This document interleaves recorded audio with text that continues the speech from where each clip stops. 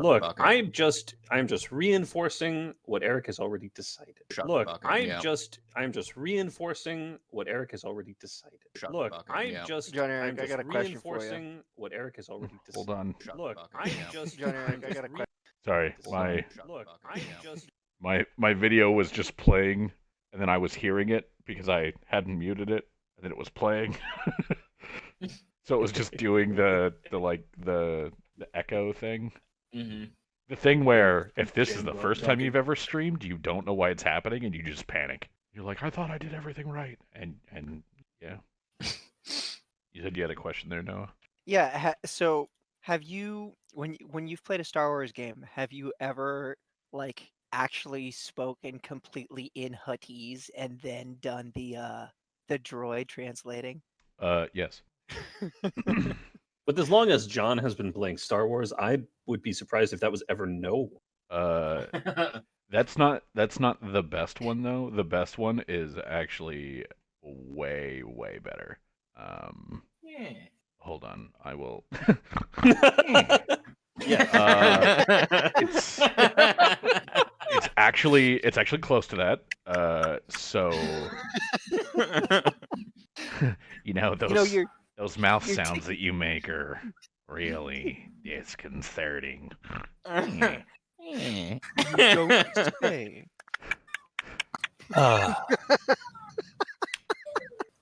So I was. So many memes came out from that game. I loved it. I think it would be fun to at some point go back to that game, jump back in. A licensed amputist. And be like, a lot of time has passed. Everybody go ahead and let me know which limb Iris has removed for you. That may or may not have needed to be removed, but it is gone. You know which one I had to regrow for you. It is gone nonetheless. Mine needed to be removed to get people off the case of Otto. Yeah, that's it.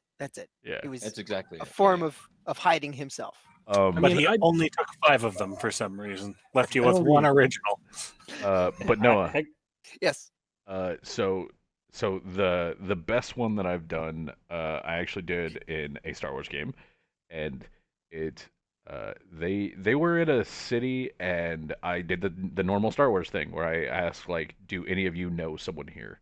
And one of my players told me that he knew a Gamorrean. And I was like, what? And he goes, yeah, I helped him escape a bad situation, and I know that he made it here, but I don't know what happened to him. I was like, all right. So I decided that he was a butcher, and I forget his name. It was similar to Bismarck, the guy that was in your guys' game, but it was like Morfork or something like that. Something suitably pork sounding. Yeah. And he had a shop that was like Morfork's Emporium of Fine Meats and Other Okay Meats. And he was a butcher. It was a planet of hunters, and so he was a butcher. He was just a guy that cut up meat and served and cured meat and stuff. And I never said or translated a single word that he said. I just snorted and mimed things. So Andrew would ask a question and I would be like, and I would just he was a very animated talker, so as he's talking he's making motions with his hands, but I never said a word. It was never and then Morpork says they're coming, we should run. What it would actually be is Morpork would lean out the window and then back up and shut the blinds and be like, and point towards the door, and he'd be like, they're almost here, and Morpork would just nod and be like, and he's like, we gotta go. But I never translated a single thing, and Andrew just fucking went with it. And it was really good because that dude was around for 2 or 3 different sessions. It was pretty fun. Yeah. So I've done the hut that speaks Huttese with the translator droid.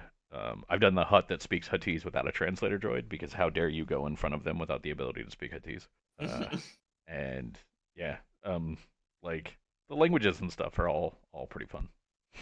Star Wars related question. What's up? Mooka Chakabaka? So wanna hana niti titi popo. What's the one?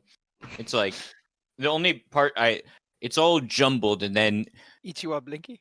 no, Ela won beef keen. Beef keen always just comes clear, crystal clear. Ula wo beef keen. De wanawanga? De Wanawonga.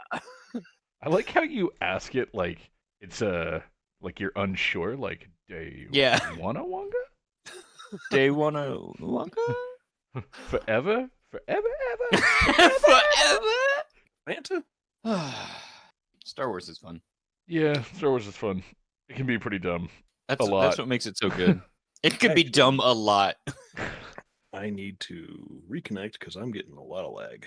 Oh. Forever. Reconnect, Mike. He's gone. So while Mike's reconnecting, last week was mostly the festival. There was a lot of Zeract being very disappointed with things. So fucking disappointed. A theme will carry on into this week. I was telling Danielle about Zeract just soaring over the Metroline on the stage. Just so fucking fast, yeah. It was lovely. Yeah. And they're just very dexterous elves. So it's like a touch attack. So you're just trying to hit a 15 with a touch. That's not always easy. But yeah. Anyway. Yeah, there was a lot of doing stuff at the fair. I believe that there was some pie eating. There was some storytelling. Ringer got to dance with Sidence in the dance competition for the Tago and managed to win it despite a Metroline appearing right behind him. And then Dandarin also caught a Metroline who said some very scary things and then stepped into his shadow and disappeared. And let's see. Then basically the night sort of turned into a lot of drinking. And Ringer went to a Unity dinner, spoke to a ton of half-elves. But mostly the heir of the local Madani house. And I believe... Oh, no, wait. And then the other thing that happened, like the thing that happened last at the end of the night, is that the following morning, everybody went to meet with Prince Orgev, except for Delian. And you explained the scenario of what was going on to Prince Orgev with the quarry, and he said that he would look into it and see exactly what was happening.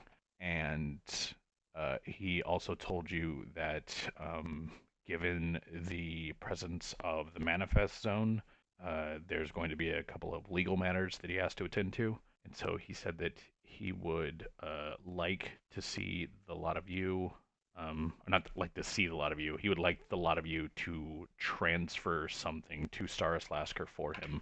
And he would like it to be carried manually instead of to be carried, via Civis or like House Orion or something like that. And since Dandarin already has to go to Starlasker to drop off Grudek's body, that sort of works for you guys. It's sort of how fortuitous for the plot. But yeah, so Orgev said that it'll take him a couple of days to get this together. And so in the meantime, you guys have a bit of downtime if you'd like it, where you can do downtimey type things. Yeah, I'm going to start with basically right after the Orgev meeting. So you have all just met with Orgev. If you have anything else that you need to say to him, you'll have to sort of schedule a new appointment because he had another meeting that he had to get to. So he had to basically rush out of there right away. but the lot of you, if you'd like, can speak to Cogsworth. You can speak to each other, but in general, let's see. Oh, there we go. Yeah. Orgev had to leave, but if you'd like, you can speak to Cogsworth. You can speak to each other, or you can speak to Alder. So, does anyone have anything that they need to talk to with everyone else before I get to sort of like what you're doing during downtime today? Kinda, but not really. It's more of a question for later. Bolt vials would be helpful for the group because I could, shoot you at a distance and not have to be in combat to heal you, but that's more of like a tertiary thing. I have enough, I think, to get us through the next part of the adventure, but they are rather expensive.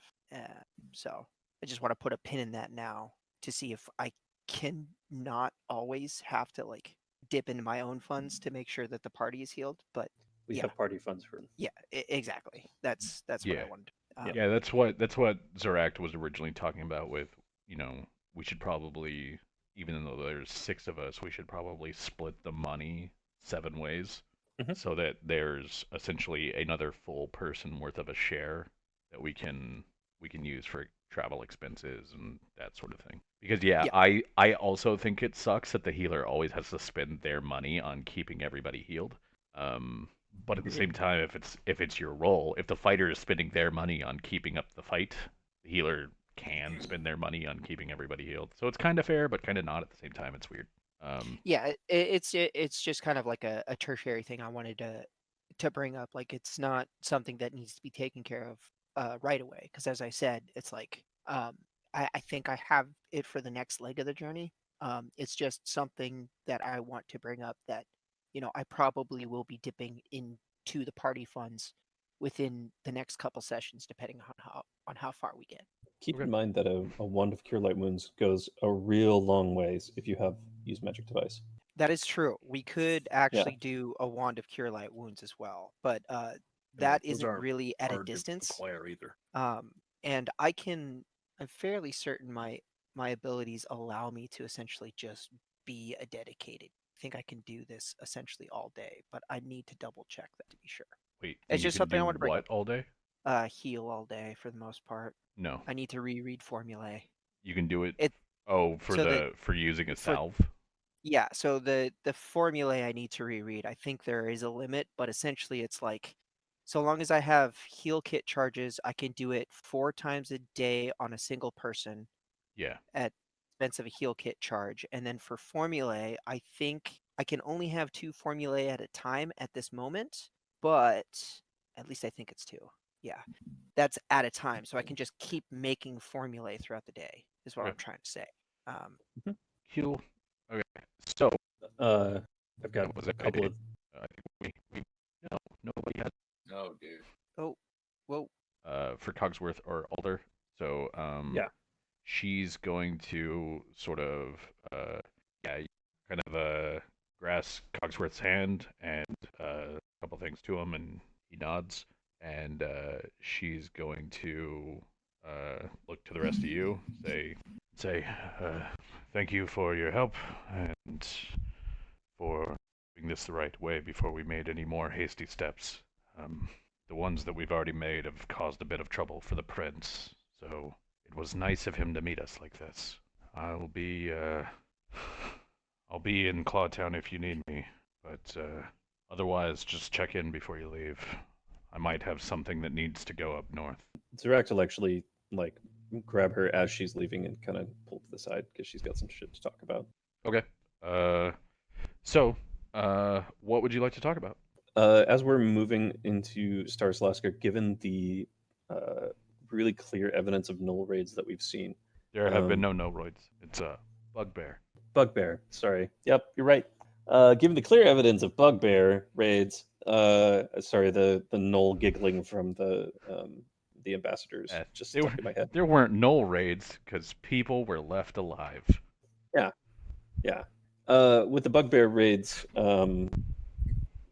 Zorak is going to see if she can if Alder Elder can suggest the services of a scout, somebody who can kind of like run with the group as they're heading north and just like keep an eye out ahead for stuff that might be approaching. She nods. She says, I believe that's why Orgav needs a few days. He's going to be putting together as much as he can while keeping this quiet, properly guarded caravan. Should we? I had intentioned to go and speak to House Thrashk anyway. They're good allies for us, but would it make sense then to avoid bringing additional guards or bodies along from them? If you're going to hire them and you're going to pay for them, you can hire and pay for whoever you want. But Zorak will shrug at that. Yeah. If you're expecting him to do it, and you're expecting him to have the guards and the scout and the additional wagon and provide the cover that he wants, then you'll be taking whoever he provides. So, I suppose this is just a question of how much do you want to hire House Thrashk? Building a good relationship with an initial business investment may make sense. There's always House Dinief. I would think that Thrashk would be closer to our interests. My interests are the town. I'm for whatever helps the town. Is there balance one way more than the other? At the moment, I think the money that Thrashk is throwing around is maybe buying them too good of a reputation. Dinieth is more subtle, but they're both mercenaries. If you want a scout who can fight, Thrashk might be the way to go. If you want to win that fight, if you want a scout that can fight, Thrashk would be the way to go. If you want to win that fight, you go Dinieth. If you don't want the fight to happen, Madani. If you just want to throw a bunch of bodies between you and whatever else is happening, we can just find some sellswords and hope for the best. It's complicated. I'll think on it more. I appreciate the advice. And yeah, she will head back to Clawtown. But so like that, what she told you is about like the Thrashk Dinieth thing is fairly fairly well known. Like the Dinieth soldiers are going to be generally better trained. They just usually are. Like a good number of Dinieth blade marks are hobgoblins. They have like their own training academy in Karnath where like they can go and specialize in combat. The thing that they don't have access to is all of the crazy things from Droam, which is why House Thrashk has like ogres and gnolls and stuff like that. Like they have a lot of like sort of like primal muscle that can get things done just based on we're bigger and stronger than you are. Does Zorak know, or can she check to see if she knows what Alder meant regarding Thrashk's reputation purchasing too much? Sure. Give me a knowledge local. The house, the enclave, is at this point where the money is coming at for a good portion of Clawtown. Like people are wanting to work with the house, for the house, as scouts, as butlers, as whatever. Thrashk is they're very new money. As a house, they have more money than they know what to do with, and so that tends to just kind of be how they operate at the moment. Gotcha. But especially in this place where everybody's poor, they might be one of the richer factions in the town. So, yeah, that's kind of what she means, is that House Thrash can kind of like just buy the loyalty of whoever they want in Clawtown. Yeah, no, that makes sense. So, with that said, for the morning parts, I'm gonna start at you know what? I'll start with with the odd man out, Delian, Cool. old buddy, old friend. Oh, buddy. Um, you just had a quick meeting with Malkin, and he told you Mhm. that he's going to attempt to get you onto a caravan that he's heard about. Yeah. And he said, otherwise just hang out until Mhm. until the caravan happens. But yeah, what would you like to do for the day? I'm thinking like, mingle with. Well, I'm gonna try to be like doing some gambling or anything that would be deemed as like seedy, but not overtly illegal. Okay. So I'm not gonna do some B&E or anything like that. Not even gonna try to pickpocket or nothing. Just try to win some money to replace my now tarnished ring. Um, and do it the cheating way. Gotcha. Well, you know of a couple of different places in town where you can do that. Um, one of them is in Three Tents. There's a gambling tent called the Devil's Hand, which is kind of like it's supposed to be a pub, but it's mostly just people go there to play cards. Ah, cool. Uh, there is uh, also uh, there's a building that is technically not a business. Like it's supposed to be sort of it's supposed to be basically a flop house, like one of those big like we built a big warehouse so that a bunch of you could sleep inside kind of places. Mm, Um, it's one of the first buildings that went up, and it very quickly just became like one of the seedier buildings in town. okay. And it is called the Lying King. Nice. It is uh, basically so if you look at the map, it's going to be sort of like over here. Okay.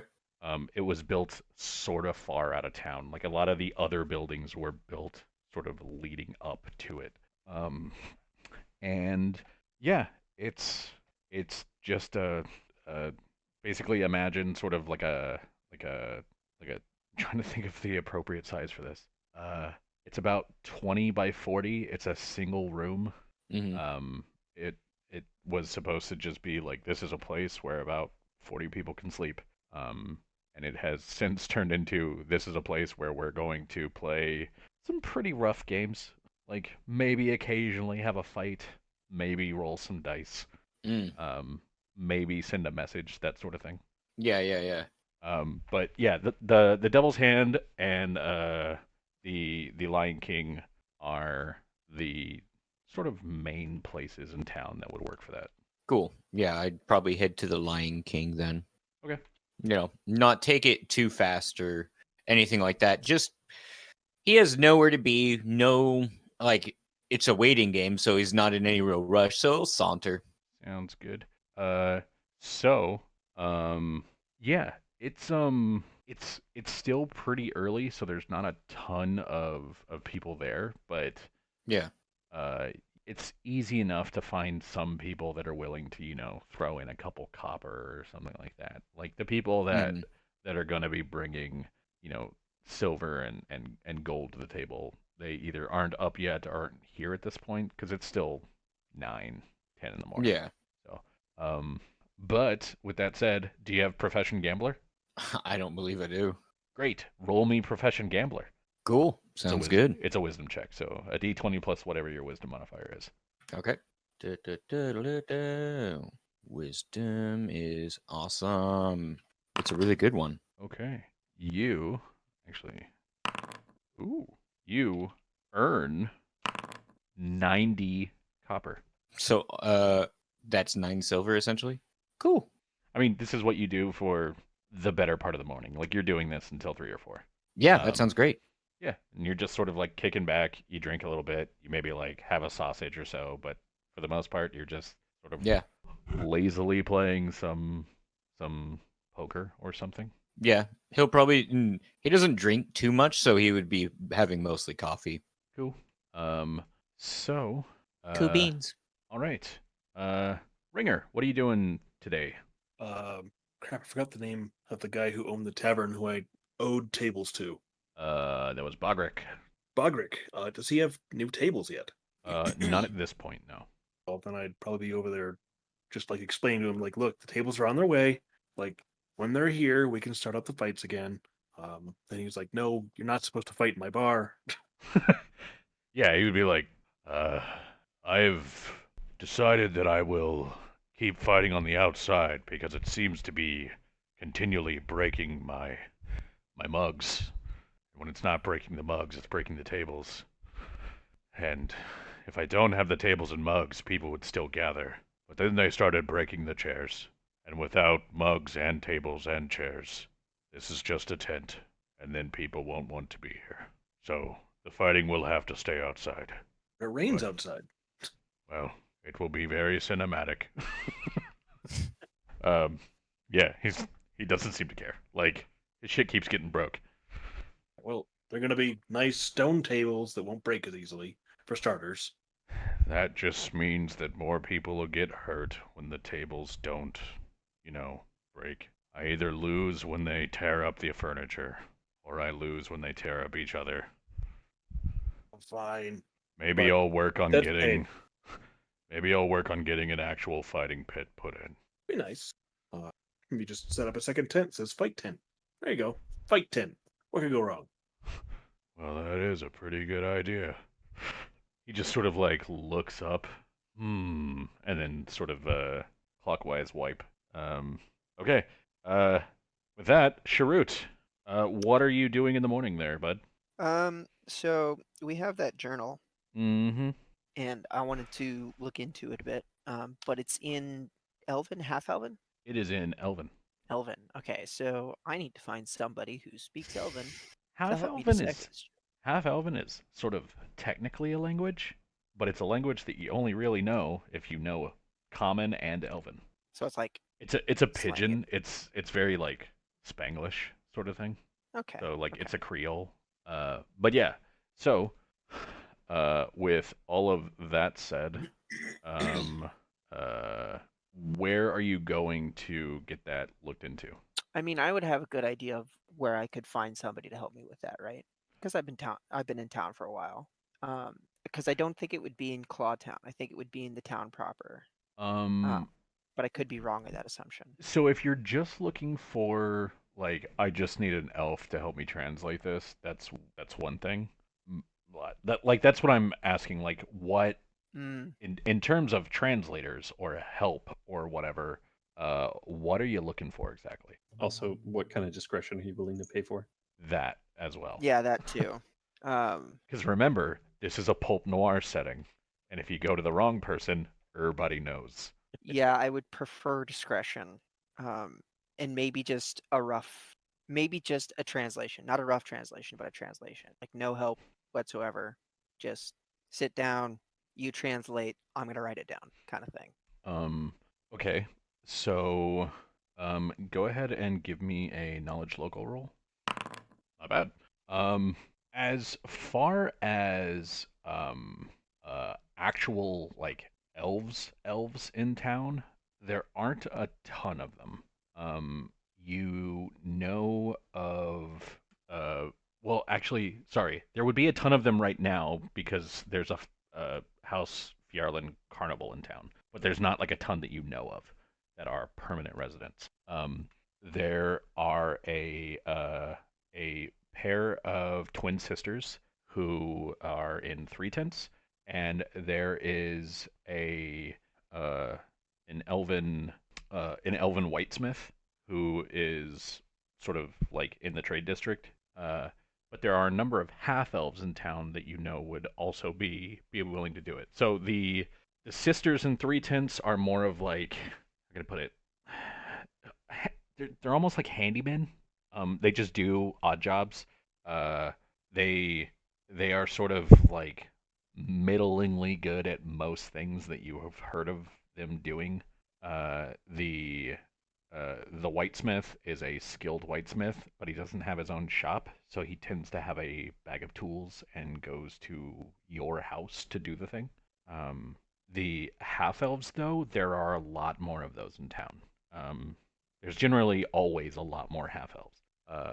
And you know that there's, like there's a half elf that uh, runs the local Church of the Sovereign.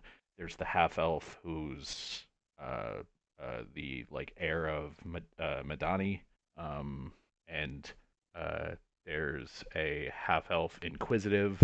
There's all kinds of guys. The one that you probably have the most experience with, like Sharut has interacted with this guy, would probably be Timmons, because he's a baker and he's kind of the best baker in town, and so everybody interacts with him because people want his food. So those are sort of the people that Sharut knows about. Do any of those tickle your fancy? I mean, bakery, Timmons, Okay. cause food. Because food? Because apparently Sharut is Shrewd. it's a So dog, so he's yeah, totally treat motivated. you have to understand, he's been like eating mushrooms essentially for most of his life, and it's Yeah, been they're very bland meals. yeah. They're not meant to entice or They're titillate. they're not bland. They're Mm. subtle. But now he's on the surface world where everything is distinctively not subtle. Exactly. So Like he's a these little people these people don't want you to experience a bouquet of flavors. They want you to go like, that's pepper. The end. look, he's immersing himself in the culture. He's learning, okay? What's wrong with this? What's wrong with him learning about foods? Huh? Huh?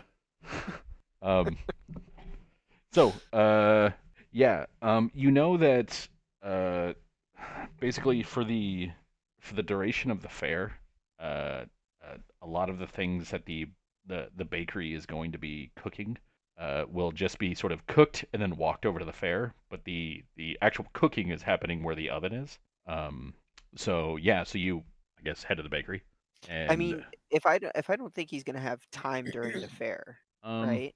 you don't know. Like, okay. Well, I then I'll don't check know. it out. I don't know if you've ever experienced the Surface World Fair. You've been up here for like 3 weeks. That's fair. That's fair to assume about the fair. Yeah. Um, But yeah, okay. I'll go to the cool. bakery. So yeah, uh, it'd be such a dick move to be like, you get there and it's closed. Hey. Uh, Too early. Hmm. so yeah, you get to the bakery. Like I said, it's the building that's like right off the fountain. It smells delicious. It just smells like fresh baked bread all day. And uh, if you've been here a couple times, you'll sort of recognize some people. But yeah, you open the door, you hear that little magical sort of like ding ding, and you see this kind of older looking half elf. Looks to be in his like late 70s, early 80s. Which for if you translate that to human years means that he's about 50, 55. And he uh, looks up at you and he goes, "It'll just be 1 second. Hold on, hold on." And you see him uh, like tap a ring on something and then reach into this big oven and with his like no gloves or anything, just bare hands grabs uh this uh set of pans that has a bunch of loaves of bread in it, and he pulls them out and he sets them on the counter to start cooling, and then he taps the ring on the counter again, and he walks over to you and goes, and he's like sort of waving his hands, and he goes, "Young Sharut, what can I get for you?" His name is Timmons, right? Yep. Just want to make sure. Um, Mr. Timmons, Sharut need help with this, and he kind of holds up the book a bit. And he's like, Well, it but looks like you've had to let a dog have its way with it. found it on last job. Uh, it's in language Sharut does not understand.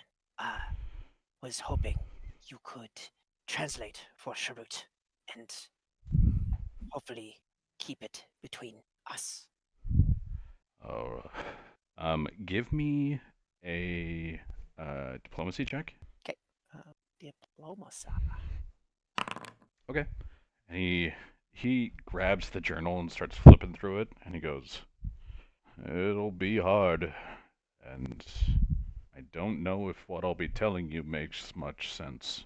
Any Uh, help you can provide would be appreciated. I'm gonna be honest with you here. I don't think I'm the man for the job." And he's sort of like he's kind of pacing back and forth and just flipping through the journal. And like I said, this is half eaten, and it was sitting in that den for who knows how long. So he's like kind of peeling pages that are like sticking at the edge. So he's having to like slide a finger in between the pages to like get the pages to separate again. And he's saying, "It's in Elvish, yes, the Elvish. That much I recognize.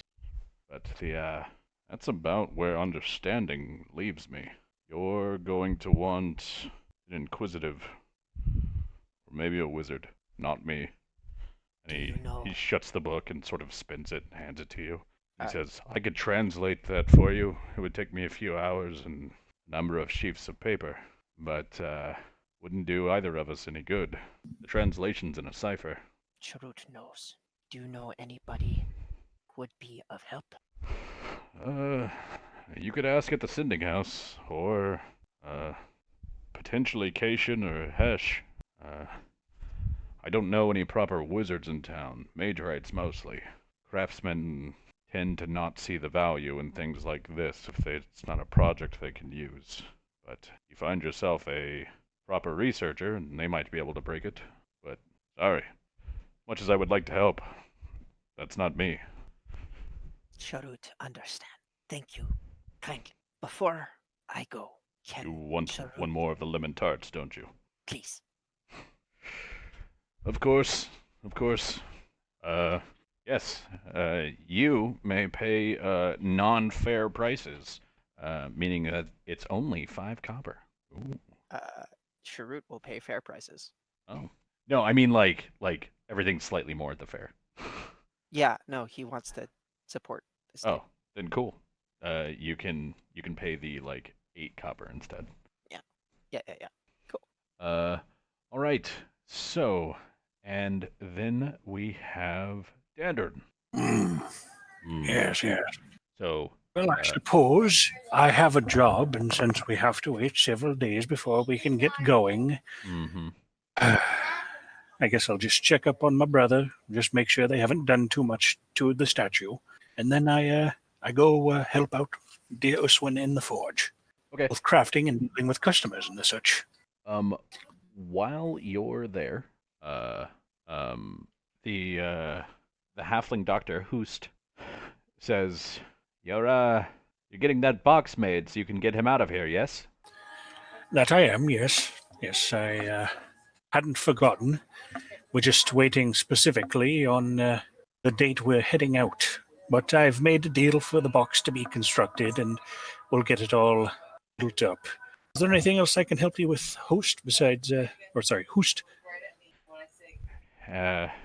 He says, "Well, I don't need anything, but a couple of those what you brought in, they were asking about you. Well, your group wanted to know who saved them. They might be stopping by your forge later. I don't recognize most of you, but, well, recognized you and your sister. I Oh, well, fair enough. did tell Sure, them send them who this you way. were." I didn't tell them who I was. No, he said I did tell them who you were. Oh, sorry, can't hear you over the bellows. Hold on, let's step outside. I just imagine I haven't stopped doing what I was doing the whole time. Yeah. Yeah. So, yeah, he's basically just letting you know that some people will probably be sort of stopping by, and but otherwise, yeah, you go to help Uswin, I guess. She is mostly selling trinkets. There's a lot of I need to interrupt you for just a moment, John Eric. I don't appear to have a token on here that I can see, so I can't make any checks. I was just kind of testing a thing to make sure everything was updated properly, and it's like, can't write a token. I show that you're not in the game, so you might need to reboot or close that tab and open a new one. Because mine says it's Delian Ringer, Sharut, and Zeract, but I don't see a Denderin.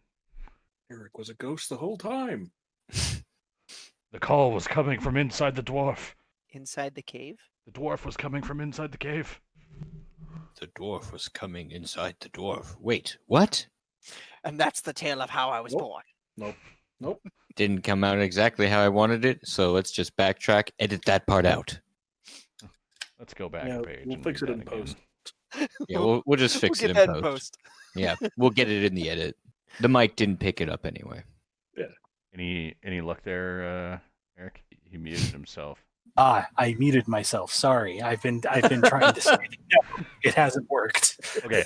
Then I will go ahead and I will close this, so everybody is going to get kicked out, and I will try this again. Cool. Beep, beep, beep. Technical difficulties, everybody. Do do do do do. It's do, okay. do. We'll fix it in post. Yeah. No. Why are we always fixing things in post? I don't feel like that. Because I feel like as the much- post team Yeah. needs a lot more credit for what we're asking them to do. Yeah, seriously. like I we am also- back in, so everybody go ahead and try to get back in. guys, we need as much help as we can get. Let's be Signing fair. in is Denderin. Oh, fuck. No. Oh, hey, wouldn't you know it? No, Really? it didn't work at all. It's still a blank screen. It's not showing me anything. I have no, I can see the GM, Delian, Ringer, Zeract, and myself, but I'm not showing up. I still don't see, I mean, you could probably see it on the Twitch stream. I still don't see that you're even connected. Yeah, hold on. Let me check that. It literally says Delian, Ringer, and Zeract are connected. Yeah, that's so friggin' weird. Hold on. I'm going to try a hard, a full closeout. So hold on. Yeah, I think it's working for everybody else. I don't know what's going on. Travis, did you change your name to Punky Mufki? I did. Usavunanta Punky Mufki. It sounds so funny. Chakabaka. Like, you guys heard of Hatice our has Lord and always cracked me Savior, up. Muka Chakabaka? Muka Chakabaka. Muka Chakabaka. Muka Chakabaka. I can't stop this feeling. Day 101. I shared this meme. I don't know if I shared it with you guys, but it's it shows Hermione Granger, or no, it shows Emma Watson, and So instead of a black screen, it's now showing a gray screen for me. fantastic. Do you have the same? Do Improvement. you have the right IP? 50.35. There we go. Maybe. Please don't give out the link. Yeah. Um, I Oh, was. yeah. I I'm was just showing- intending to- Oh, hey, Two you're in. numbers, I two see your numbers, little two dude. numbers. Your little dude moves. He's moving around. I'm free. They'll never find me again.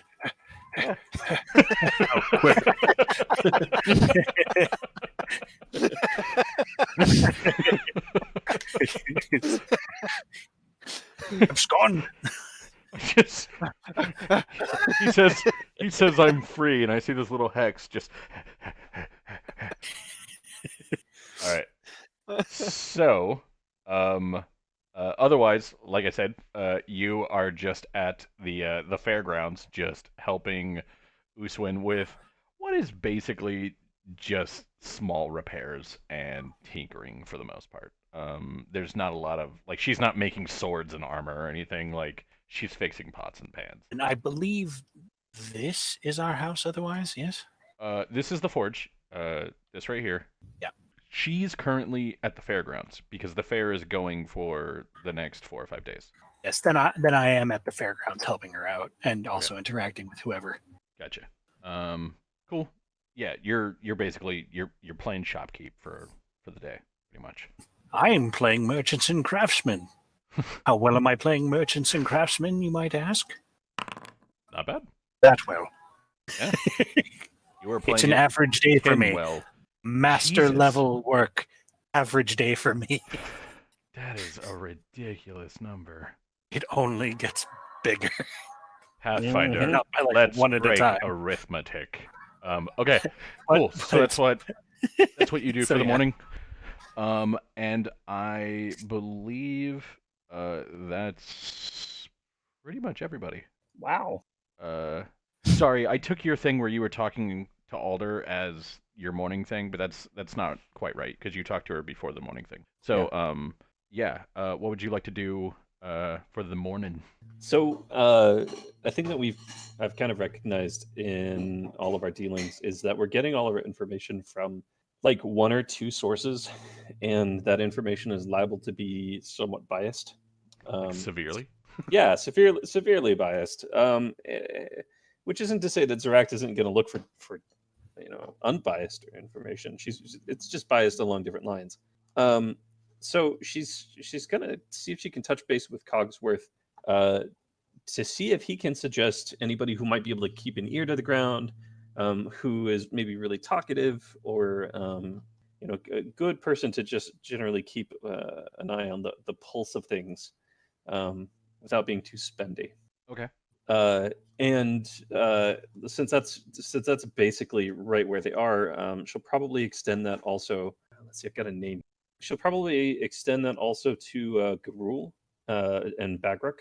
Bagruk actually is she knows from the giant boar situation. Yeah. Garul is the half-orc hunter with the connected to House Thrashk. Yeah. And she's got to make a stop down over there anyway.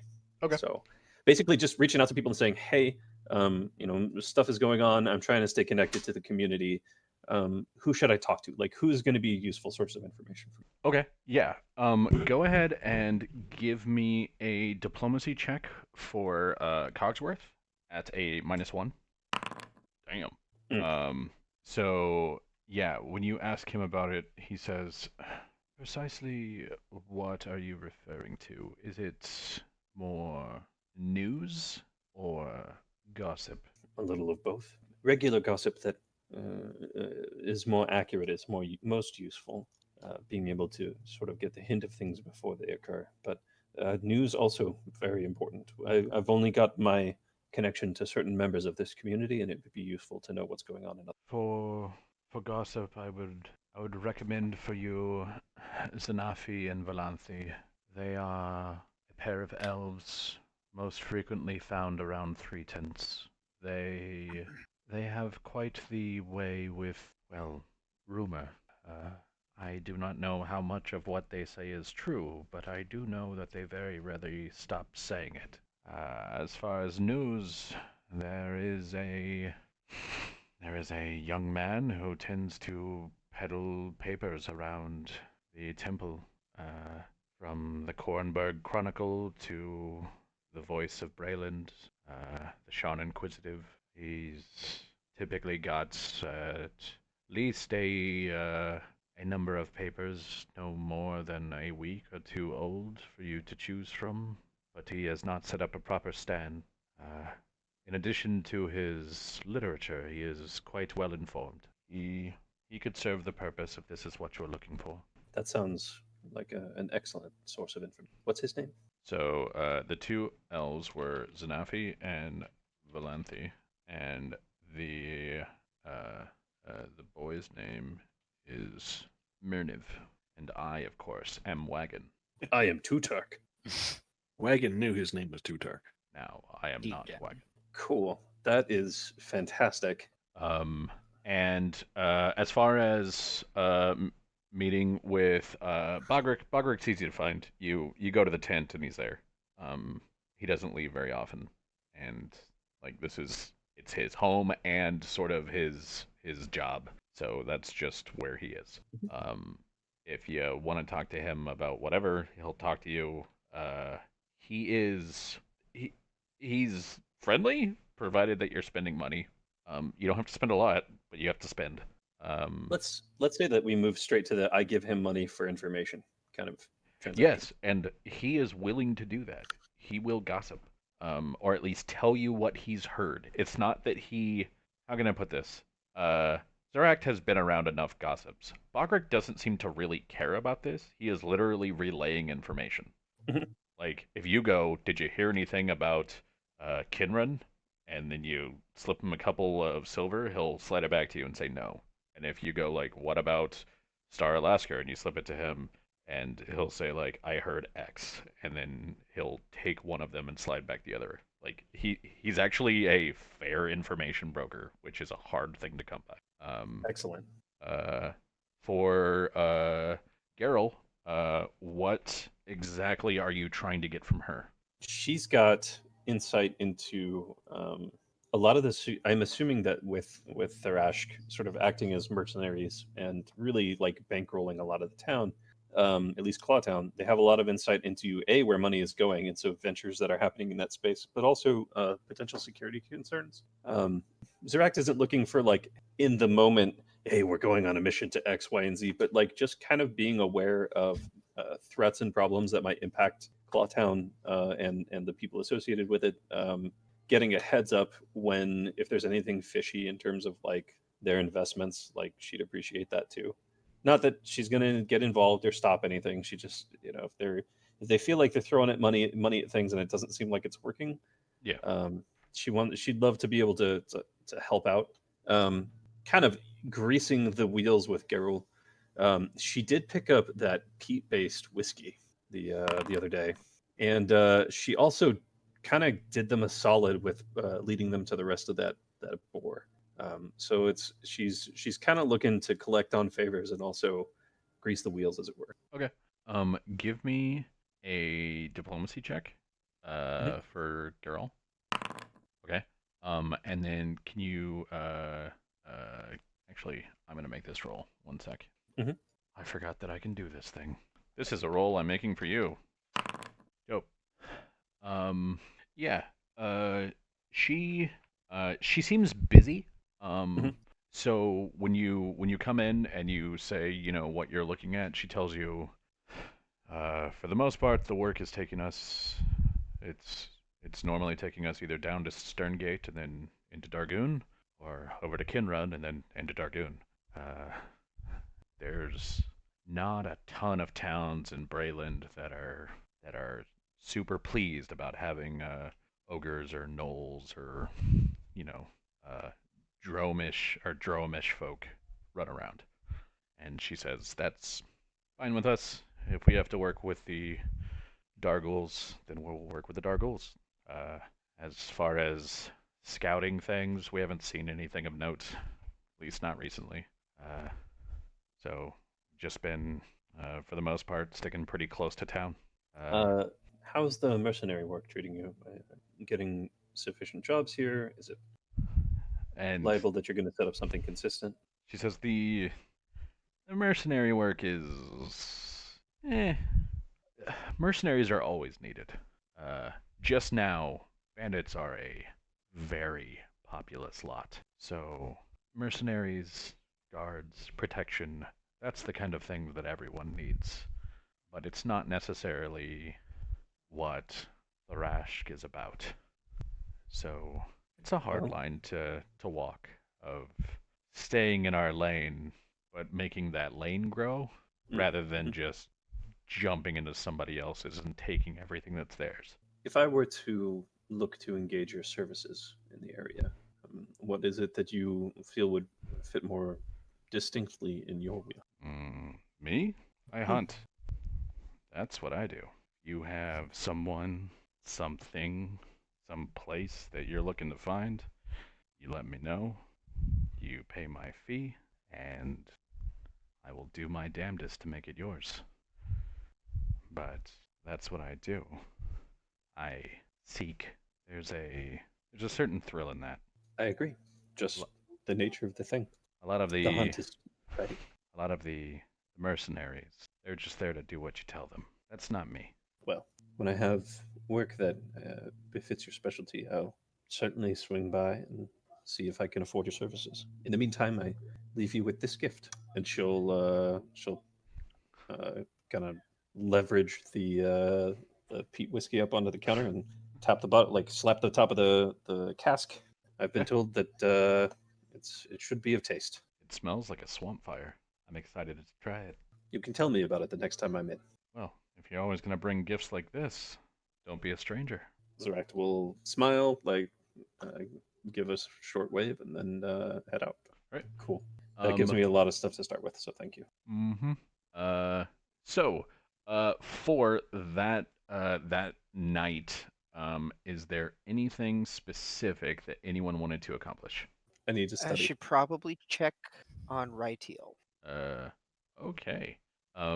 So Sharut, give me a perception check. Perception check.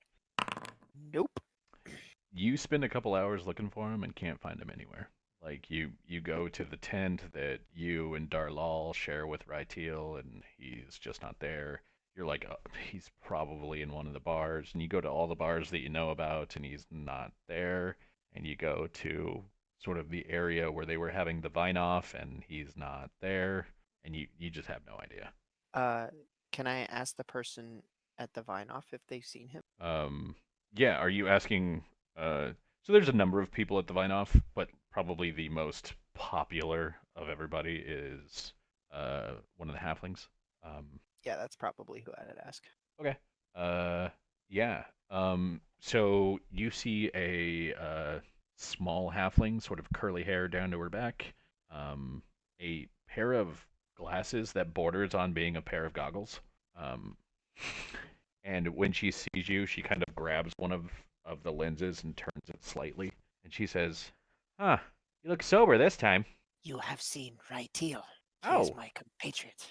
That would explain the hat. I was wondering where you got the hat. He doesn't have the hat. Lacks sense of style. Yes. Do you know where he went? Last I saw him was late last night. He's I've seen a lot of him over the last couple of weeks. He's usually at one of the bars when I drop off my brews, but I haven't seen him recently. As in not today. I saw him yesterday, but not this morning so far. Likely drunk in ditch. One can hope. What a life, right? Like, it's easy to tell that Sharut is getting, like, progressively more frustrated. Last time you saw was here?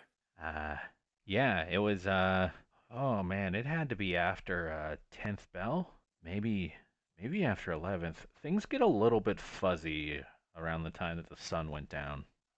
We cracked open a couple of the harder barrels and really started to go at it, me and the boys. And she sort of like waves her hand towards all of these guys that are just like there's just a bunch of men and women around this part of the fair that are all in various ages of Sorry, you're cutting out a bit. oh sorry, like waves her hands at all the people around her who are all in various stages of drunk, even though it's pretty early. And she's like, so we cracked open a barrel and he was there, drank with us, sang a song in his weird raspy voice, sounded real sad, and sometime after 11, maybe 12, might have been 1, but you know, that's it. That's the last I saw him. Was with anyone? Leave with anyone? No, not that I saw. It was just, by that point, wasn't many people here except for us. He just sort of started stumbling back to Three Tents. Sharut nods. Thank you for information. Mm-hmm. And he walks off to search Three Tents, I guess. Okay. Yeah, I mean, you search Three Tents, but like I said before with your roll, you're. Yep. It's like with that roll, he's like he's gonna keep looking, but I know he's not gonna find him. Yeah, Kind like of thing. you're at the point where you're so mad in your search that even if you were near him, you'd probably miss him because you're just pissed. Yeah. So, Justin, you said that you were studying one of your tasks. Yes, Which one? I am looking at the ritual for Cave Mother. Okay. So that you guys know what we're talking about, to unlock a new sign to make a new pact, he has 4 tasks that he has to succeed at. Mm-hmm. He has to learn the ceremony, he has to learn the star sign, he has to learn the personality, and he has to learn the seal, the thing that he's drawing for the spirit before he can perform the ceremony. Yeah. So, what are you rolling for this? I believe I will be rolling an Arcana check, Knowledge Arcana. So this is for the ceremony? Yeah, for the ceremony. Okay, sounds good. Go ahead and roll it. Nope. Okay, so you get a +5 to your next roll. Yes, indeed. Okay. And with Ringer laying low, Dandrid, Yep. a man human male, looks to be Brailish, so sort of Caucasian skin tone, kind of blonde hair, and a Korovar female with darker skin, um, and her hair kind of done up in braids. The two of them approach you and Uswin at the fair, and All right. they both look uh, how can I put it? They both look real bad in terms of you can tell that both of these people have recently gotten the crap kicked out of them. They have like this sort of bandage around the head thing. The man has like just a bruise that takes up most of the left side of his face from about his mouth until it gets to his hairline. And uh, the woman has sort of like a split lip and kind of like a black eye on the right side. They don't look great. And Mhm. the two of them move towards you and Uswin at the counter, and the woman speaks first, and she says, "Excuse me, are you Dandaren? Dandaren Seranith?" Are you the ones Hoost said would be coming by? Yes. Ah, well, I ask again. How can I help you? We just, well, we wanted to thank you. Who's let us know that you found us and, made sure that we were all right, drove us back into town. You didn't have to do that, and it was kind of you to have done so. And Oh, oh, it's no bother at all, really. Just pay it forward when you can, that sort of thing. well, You look like you've still got a ways to go, though, as far as recovery. So I wish you all the best with that. But if you have need of anything, tools and the such, you know where to find me. I'll make sure to remember your faces, and just let me know, and I'll make sure it gets to you. well, actually, are you any good with axles? Well, I'm fair with axles. Well, we were able to make it to the large outcropping this morning where we were attacked, and it seems that the wagon has taken a good deal of damage, but it still seems serviceable, but for the fact that the axle is snapped. Do you think that on the morrow you'd be able to go out with us and fix it? We could. Ah, I can. I warn you, it'll be since it's on the road, it'll likely just be a repair job and not a proper replacing. So I'll make sure I've got the appropriate bands and Well, whatnot for it.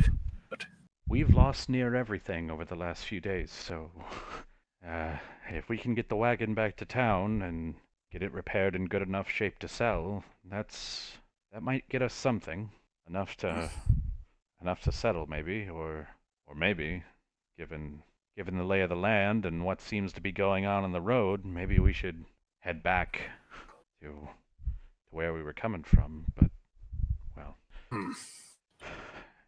do Well, you have a place we should meet you in the morning?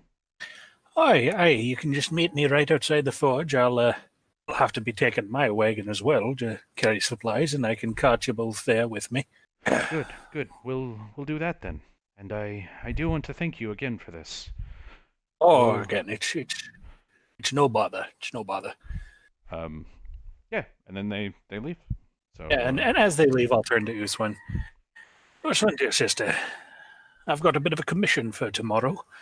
Going to help those fine folk we helped rescue the other day, the band and I. Going to go help them repair the axle on their wagon. So most of the early morning, especially, I'll be gone, and quite likely not until the evening before I'll be able to get back and help you here at the stall. Is there anything you need me to craft overnight for that? and she shakes her head and she says, most of tomorrow the stall's gonna be closed anyway, 'cause I'm going to be overseeing packing Grudick into the box. Mm, good. It'll hopefully be done in the morning. So I'm going to look and see if I can find a trade-in for our wagon. The light wagon, I think, is not going to be up to the forthcoming task. see if I can upgrade it to at least a moderate size. I think a heavy is still out of the cost, as it were, for now. Well, if you can find the team to pull it, if you can't build it, I'm sure we'd be able to make one. But are you sure Well, that the donkeys would I be up can for such a build it. task? It's true. Might be a case where I have to trade the wagon and the donkeys in for horse and cart, as it were. I'll look into it more. If not now, then maybe in the future. All right. Well, we'll both survive for the day, and meet up again in the evening. Sounds good. I'll get back to it then, and I'll just go back to forming, just a basic everyday hand tool that is mastercrafted automatically. Piece of shit. Just because, it's just because I rubbish. can. Yeah. You got to keep busy. His brother was turned to stone. It's true. I'm crafting away the pain. Instead of eating my sorrows, I'm crafting them. Instead of eating spice shroom pies and, vomiting. Yeah. Correct. This is his version of building Gundams. Okay. Correct. So that's basically the first day. The next day, Dandarin, of course, you go out to create to repair the axle. Yes. With... And I actually have appropriate skill to drive the cart now. Hey, look at you! Look at you, big learner. Because I actually took the animal sphere. This is a husband and wife team named Tala and Pleth. Tana and Clef. So Pleth's very quiet. He's not mute or anything like that. He's just very quiet. It seems like he is taking the loss very hard. The loss of like all of their stuff. Tala is more just thankful that they're alive. But they're both willing to help you as much as they can with the repairs, and then once you have that, you guys can sort of hitch their wagon to the back of yours and just piss your donkeys off all the way back to town. Sure. But yeah, and then once you get it back to town, you're able to take it to basically the inn that they're staying at and unhitch it, and then you're done. It's not a quick thing, but it does take up about half of your day. As for everyone else, do you have anything of note that you're doing on day 2? Yes. All right. Justin, what are you doing? So during the first part of the day, Zarekt is going to work at getting the weasel pups that she rescued settled. Okay. Building them a little barrow, and it sounded like they were still in the blind, like not moving a whole lot phase, but she's going to try and get them some food and set up to chill for a little bit in her tent. Yeah, they're not still in the like we need milk phase. Like they're actual kits, not just like freshly born, which essentially means that they're a couple months old and are each the size of like a ferret. Yeah. So yeah. Okay. Building them a box is going to be about as useful as building them a blanket in terms of keeping them in. They are weasels, and if you do not cage them, they will go wherever they want. If she's looking for a reasonable cage, what's the cost on that look like? I'd say you could probably find one that's sort of reasonable for 4 or 5 gold. That is what she will get. Okay. It seems pretty straightforward. That shouldn't take too long. Kind of just get that. No, that's something that you could go like you could probably find that either at the fair or like at one of the general stores. You go in and you go like, hey, I need an animal cage. And they say, here's an animal cage. Done. So cool. What else? She's gonna wander around Clawtown and try and do that Moonspeaker work. Just act as somebody who can like work out problems, try and connect people to solve issues, mediate like disagreements, that kind of thing. Okay.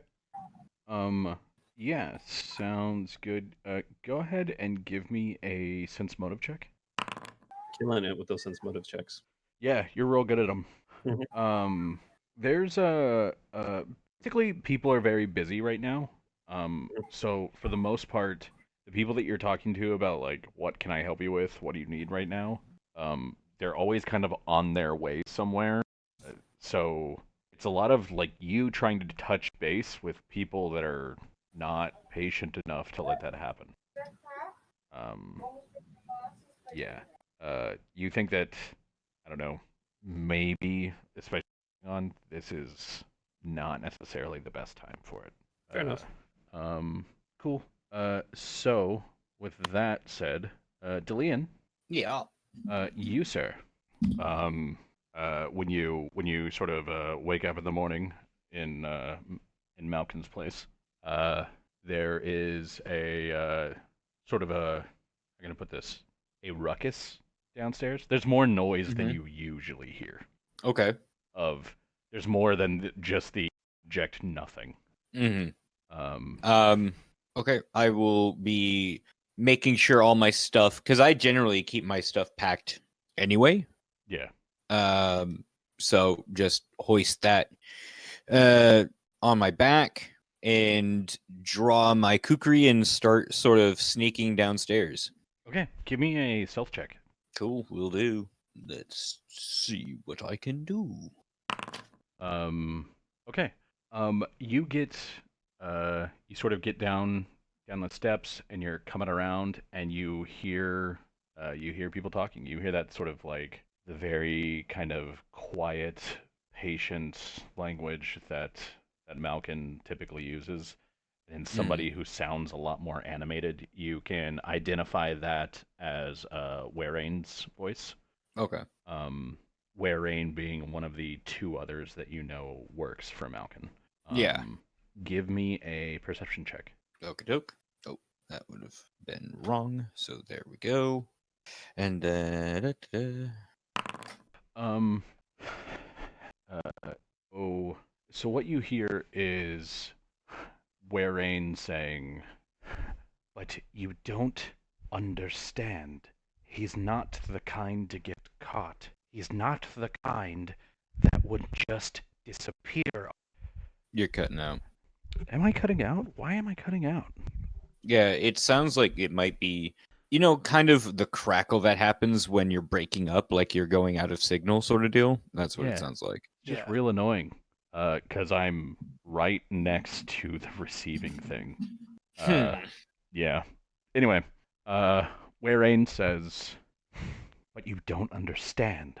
That's he's not that kind. He wouldn't just leave. He wouldn't get caught. He's too good for that. That's there's something else going on, and I don't know what it is." And uh, they're starting to get sort of more agitated as they talk. Yeah. And it sounds like with sort of the smashing around, like it takes you a minute to identify it, but this is the sound of someone angrily making like breakfast. They're like angrily making tea. Oh, So there's a lot of okay. like they're like slamming cabinets or opening them too far and setting stuff down angrily. There's a lot of like porcelain that's sort of like cracking against each other kind of thing.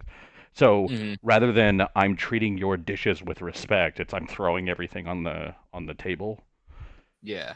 And Malkin says, "I told you, Delian's going north. I'll have him look into it."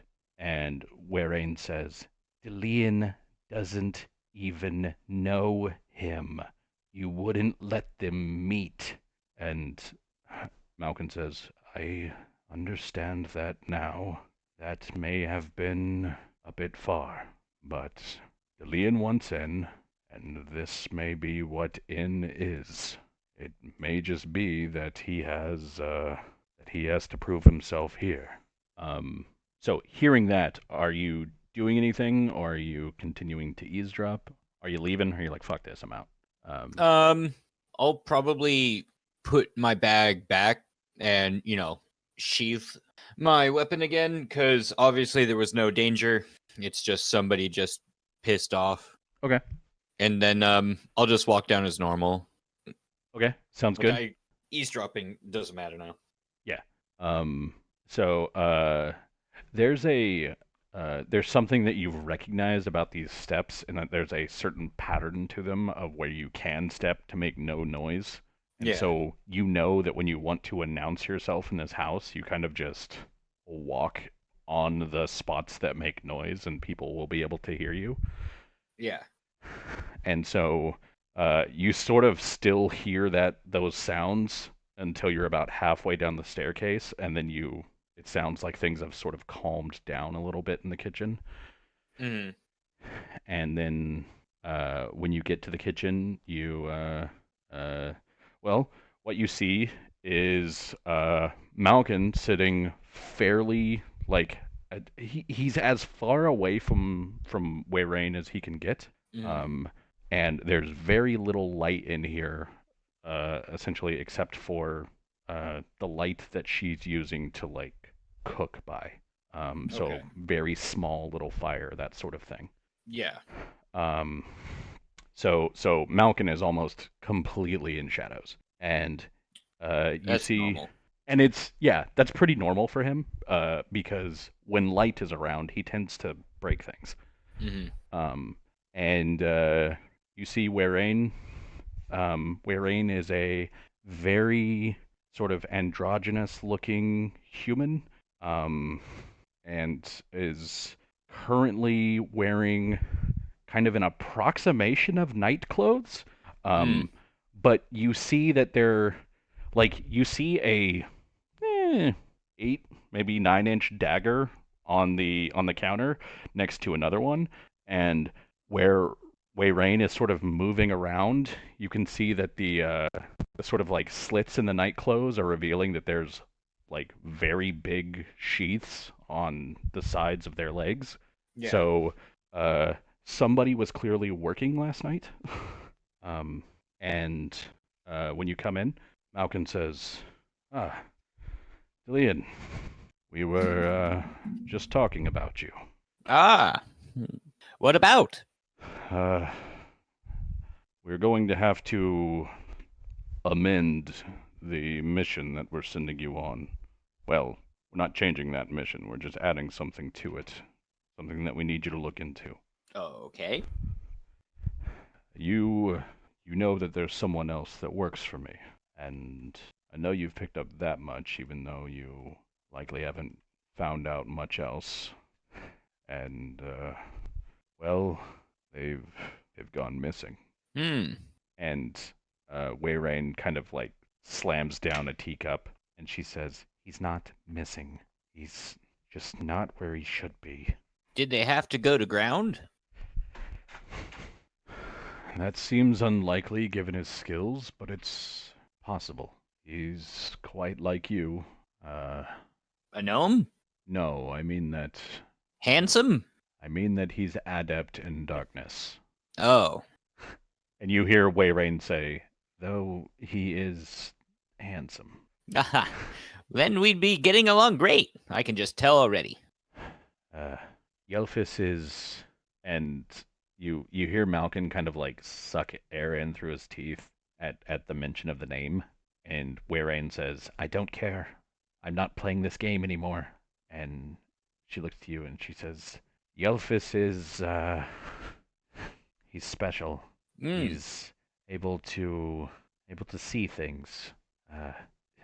It's hard to describe. He usually describes it in sounds, like this looks like, and then he'll mention bird song or the sound of dripping water. But he's able to. So he's not just listening to things?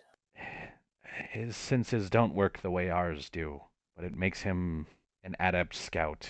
It makes him good at reading people, and it makes him good at his job, which has typically been, well, we tend to have him scout for us." That would make sense. And Malkin says, Yelphis he's good in goblinoid neighborhoods, places where the lights are dim. because he doesn't necessarily need them to see. He can hear where he needs to go. It's a We've had him interesting way. We've had him working in Star Alaska for the last few days, well, weeks, and he was coming back and forth with messages. You know that there's some nights I tell you you'll have to find a different place to be. Yeah, oh yeah. To keep his cover. But because of this, he's, well, I'm afraid something's happened to him. And then you want me to, while I'm there, check in, see if I can find him? Her? Him, if you can. He's a human Siren. He's average build, strong features, squarish. Any distinct features? And Ears for eyes? you see him like Malkin kind of like doesn't really he sort of just clams up. Give me a sense motive check. All right. Sense motive. Sension motive. Sense motive. This is there. You can tell that he's holding back something. And but you don't know what it is. Mm-hmm. You can tell that Werain wants to tell you, but isn't out of respect for him. Okay. So do with that what you will. Yep.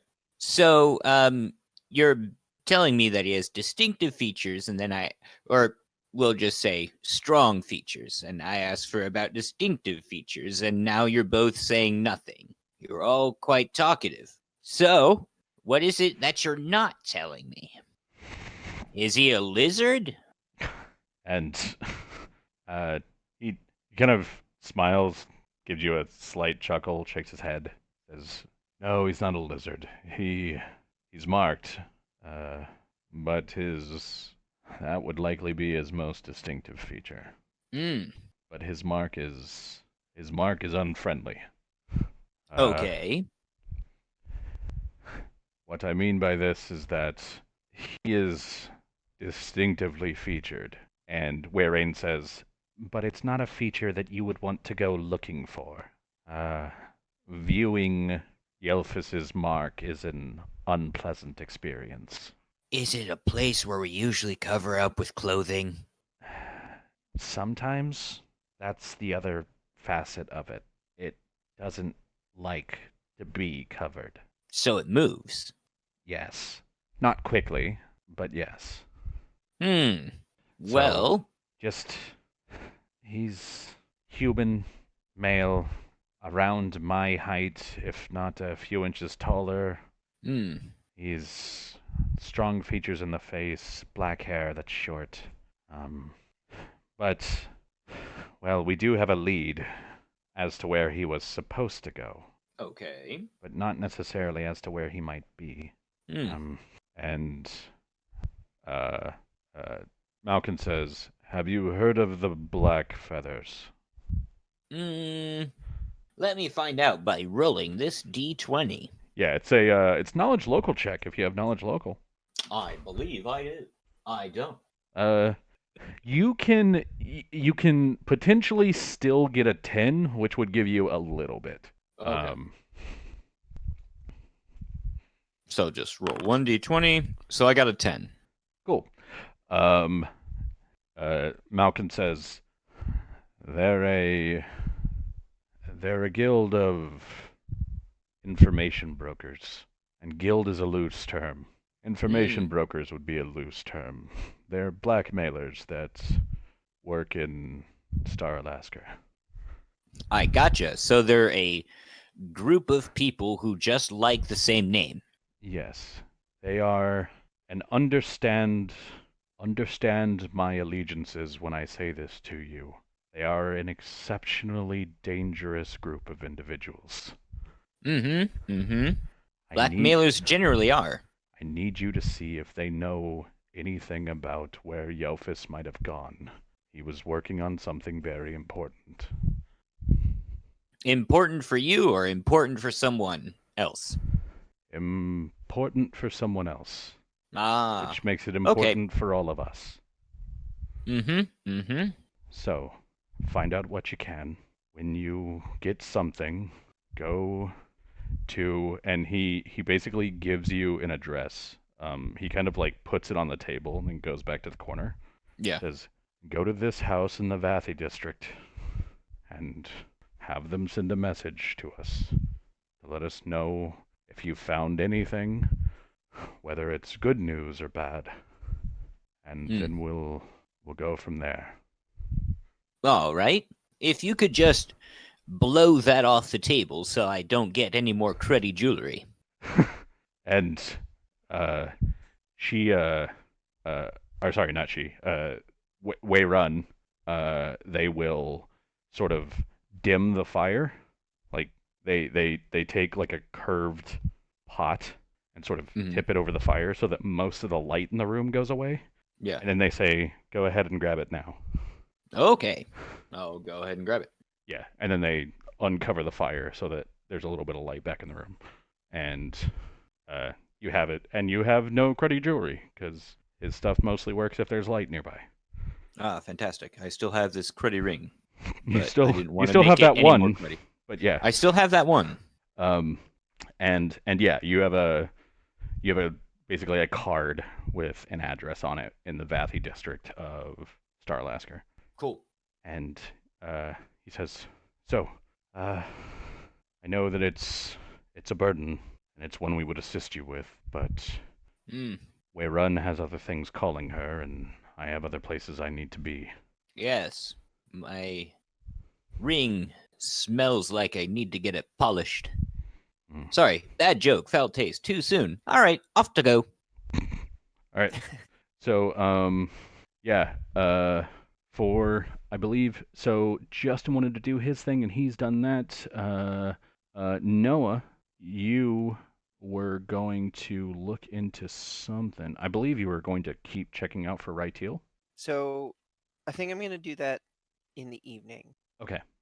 And in the morning, what I'm going to do is I'm going to update Darlal on everything, essentially, that's transpired since last time we spoke, because we hadn't had a time to sit down and talk, because she also has, now that we're in the tent, we actually might be able to talk, but she also had those rumors that she was looking into, so I also want to know about those as well. Okay. And I think this goes without saying as like a character, right? But like as a player, like my assumption is Darlal is pretty trustworthy. Like if Sharut says we can't really talk about this right now because there's shit going on in the background. Yeah. Darlal will be down with that, and she'll be fine with it. So how can I put it?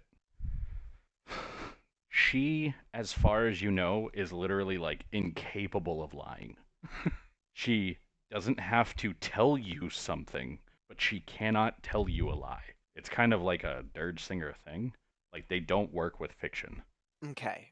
In that case, Sharut will probably be like, there is more, but I cannot tell you at this juncture. Okay. For the story is ongoing, or for there's more to the story and it is yet to unfold. Okay. Yeah. She is like word bearers are exceptionally trustworthy. You would have no compunctions at all about like, is she working for me or against me?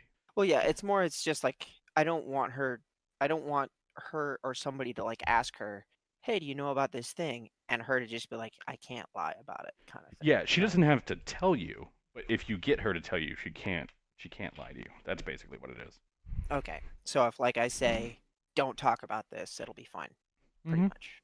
Okay. Yeah. In that case, yeah. Then I'll share all the deets. Okay. Yeah, and then ask about them rumors. So she tells you two things. Number one, the rumor that she heard that drew her south to Trollenport was of in Trollenport they were said to have discovered a new library, and like essentially they found ruins, and they said that these ruins were some sort of school or knowledge base, a university of our people. In a way, this was true, but they did not know what they had found. It took me some time to sneak in, but I managed to do so. It is not what they thought it was. Not exactly. A school, yes, but a school for children. And she kind of like smiles and shakes her head, and she's like, the gnomes, always so excited to get any information and thinking everything is valuable that they don't even know what they're looking at. Those books that they have their scholars translating are not ancient tombs of Dargul magic or Dakani relics. They're children's books, valuable nonetheless, but less valuable than they think. The Wait. the true treasure was something entirely different, hidden from them. I took what I could and destroyed the rest to ensure that they did not get their greedy little hands on it. And she sort of motions to her backpack, and when you hand it to her, she opens it, and there's it. Picture basically like one huge canister. Like it's about 2 feet long, um, about 8 inches wide. Like it just looks like one big tube, and that's basically what it is. It's a scroll tube, but it's a scroll tube for like the world's longest scroll. Um, and she takes off the lid, and you smell that like musty, moldy scent of paper that has been mostly preserved. And she says, This, I feel, is the true treasure. From what I could tell, this is a map in song. I am still translating it, but I hope to tie it to modern landmarks and discover a few additional places that we might search for more. Is she holding it open right now? she hasn't like unraveled the scroll in front of you, but you can tell that this is like it's going to take her at least a couple months to like read through this thing. Um, because you can see how much paper is rolled in here. Okay. You're able to sort of like look into it and see the coils of paper, but she hasn't like pulled it out of the tube to unroll it for you. If what you say is true, this is a find beyond value. I'm glad that you managed to keep it out of the hands of us. Yes, I am more than willing to work with this prince, and he has been kind in promising us access to the ruins of our old empire, should we help him with his mourned land. But we need to locate where those ruins might be, or our alliance with him serves only him. At which point, there's no reason for us to. I can. So that's the sort of main thing that you get. That was the rumor that she was investigating. The second part, though, is that when you mention the journal, she says, "Let me have a look at this," and she hand it starts to her. flipping through it and says, It is in the old language of Erenal, and it is in a cipher. I can decipher this for you, but it will take some time. That would be much appreciated. If it does not interfere with your study of the map, then please, greatly appreciate. The ruins need to be examined, but if this would help us to build our alliance with Orgav, it will take precedence at the moment. When you get back from your trip, I should have this done for you. Many thanks, Darhal. Speaking Now- of Go ahead. when you head for your trip, I have not seen Rytiel in 2 days. Do you know where he is? I searched for him last night at the bars and taverns he frequents. No luck has came. "Can you speak But- up a bit?" Yeah, sorry. I searched for him last night, but no luck has came of it. I do intend to continue searching for him tonight. When you find Sorry. him, send Tough him voice. back to the tent. I need to speak Understood. with him about his conduct. I understand his behavior needs correcting. All right. So, at that, it's 9 o'clock. So, well, it's almost 9 o'clock. I say that we take a break until about 9:10, and then we'll come back. Cool. Cool. All right. Okay. Boy, oh boy. I gotta Alright. try and speak up a bit when I do that voice. It's tough. Sorry guys, I can't hear it. It's So all good, man. I could turn up my volume a bit, but I don't know if that's a good idea.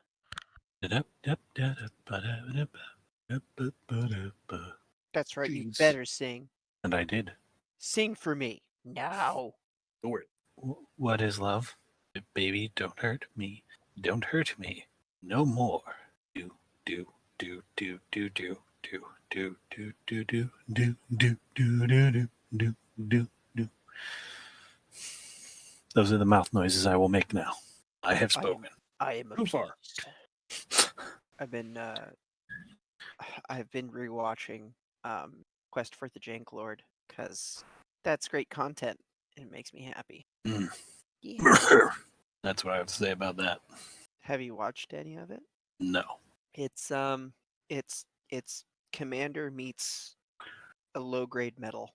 It's low grade metal with very low production value. It's pretty funny, and charming, and a pretty catchy theme song, if I do say so myself. Nice. Oh, dudes out of cash and addicted to cardboard crack. Yeah, good stuff. Good stuff. Yeah. Um, Enjoy your good stuff. there was a feat that allowed you to take a move action and a standard action in the surprise round, right? Yes. I can't remember if it's a feat or a talent, actually. You know, like I'm trying to, because I remember doing it in Pathfinder, and I cannot remember what it was. I'm drawing a blank. Yeah, specifically this round. No, that's not what we're for. Pathfinder act and surprise ready for anything. That's because I couldn't sneak up to a group, and then before initiating combat, I couldn't take an action essentially without triggering combat. Right? Something like that. Don't know. That's because so one of my abilities under the alchemy sphere is read it. Oh, further up. You may create a special poison as a standard or a move action if you have access to an alchemist's lab or an alchemist craft, which I do now. So it's like I couldn't, like, if I'm hidden, would I be able to make that action before attacking without initiating combat? Or is that more of a question for John Eric? That's a John Eric question. That's fair. What's up? So one of my abilities says you may create a special poison as a standard or a move action if you have access to an alchemist's lab or alchemist crafting kit. Say in a scenario I'm stealthed, and I haven't been noticed. Could I do that before combat starts, or would that always be an action that happens within the surprise round? Yeah, so that's kind of the super shit thing about surprise rounds, is that you get a standard action. So if you wanted to poison your weapon beforehand, you could do that. But if you wanted to do it in the surprise round, you would just be poisoning your weapon and then nothing else.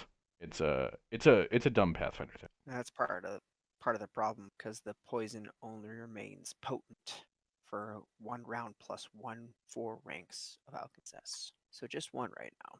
Yeah, that sucks. Yeah. Like I can still use it. It still has some merit. It's just like the question was more like if I can do it before I'm detected and initiate actual combat, then it becomes much more useful, right? Yeah, Because and it has the. that's Go the ahead. thing though, is like the surprise actions are surprise rounds are only the standard action. It doesn't give you a full round.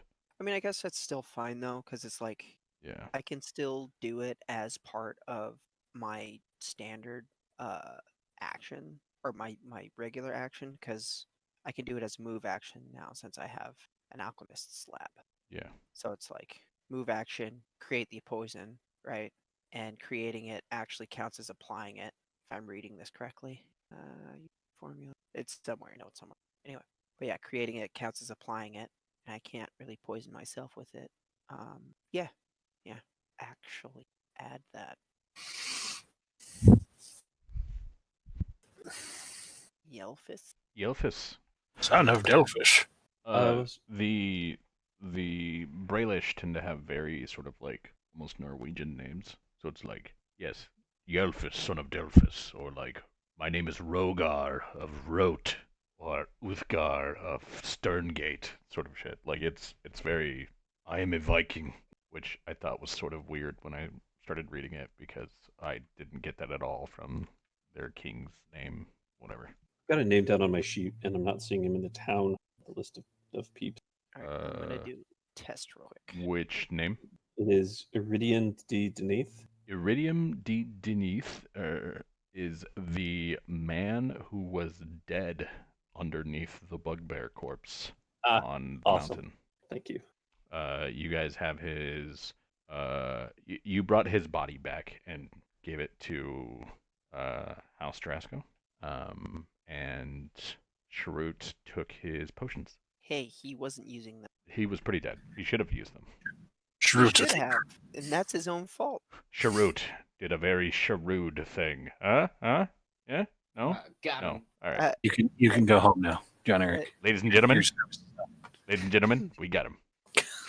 And that's the stream, ladies and gentlemen. Ladies and gentlemen, ladies and gentlemen, that's the stream.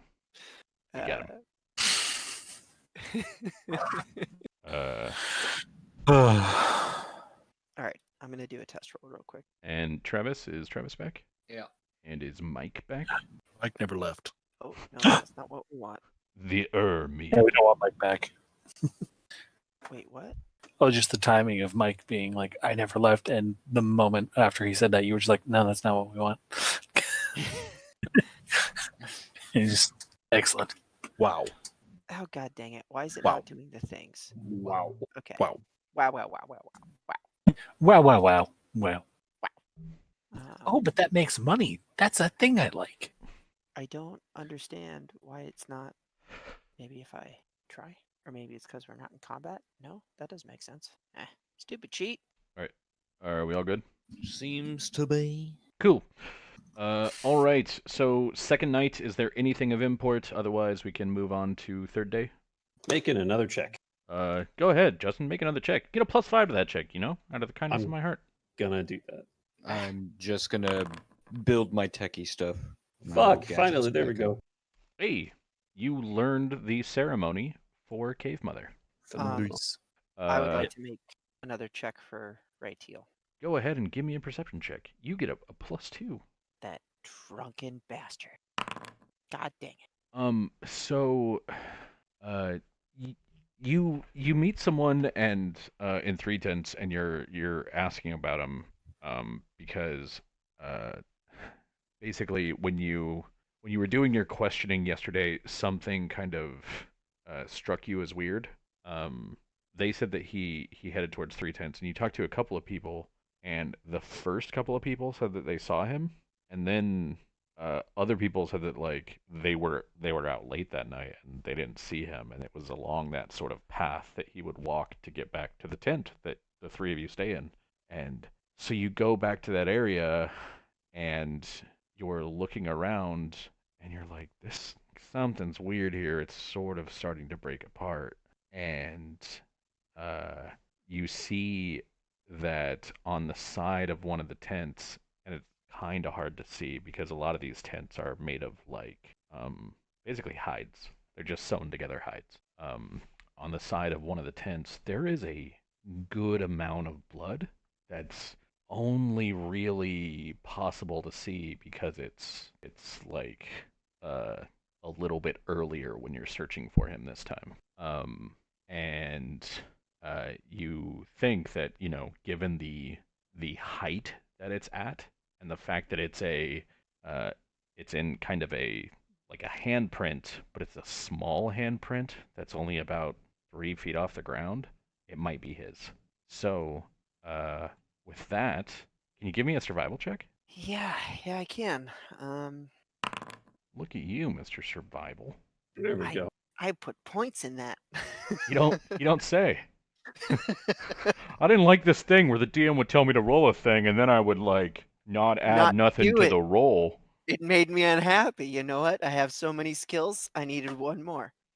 Um, you're able to sort of track um this trail through to how can I describe this? It's almost like a burrow. Like it almost it you're going between a couple of the tents and you're seeing sort of similar thing like the bloody kind of handprints or like just a swipe of red on an otherwise like green cloth tent kind of thing. And then you get to a point where there's just like basically a couple of garbage barrels, like the kind of like big metal barrels that people throw their trash in, and then once or twice a week somebody comes and lights the trash all on fire to get rid of it. And in between the three of these, there's like a little hole, like a little like pit that's dug. And when you get over there, you see uh, a curled up form that you recognize as Ryteal. Shit. Heal check. Give me a heal check there, Noah. He is alive, but in a real bad way. Um, uh, actually, what is that? A 21? It's he has a number of claws and like claw marks and scratches along kind of his sort of face and upper torso. Um, and there's a bite that is taken out of his neck that looks pretty gruesome. Um, and even laying there, like he's not conscious. He's just kind of like laying there shivering, but his hand is like clutching at the wound on his neck. Is he not stable? He's not Uh, stable, is he? he's not actively bleeding to death, but he is, how can I put it? He's still bleeding. He will be bleeding to death, but it's like you got 2 rounds until he's gone or something like that. Like he definitely needs medical attention. About how long do I have? Um with your heal check, you would think that you probably have a couple of hours maybe. Okay, I will make a salve. Uh okay. Because that'll stop the bleeding and that will heal some of his wounds. Okay. And then I will apply said salve. And because where did it go? Class ability. Did I put it under skills? Oh, there it is. Which means I have to roll a 1d8. So it's backslash roll, space It's roll. yeah, it's backslash roll and then a space and then whatever it is that you have to roll. Plus 4. 8 plus. Oh no, plus 2 plus. Okay, so it's plus 5. Yeah, with a space. Cool. Cool. Oh, with 2 space. Ah! Failed it again. You're real bad at this. I am. This is why I use the character sheet. He heals 7 and his bleeding stops. Okay. That's enough to sort of bring him back from the brink. He looks not great.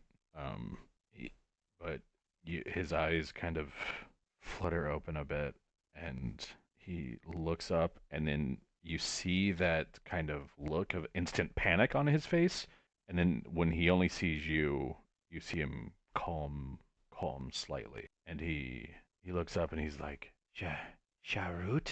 What Ah. trouble have you gotten yourself into this time, Ryteal?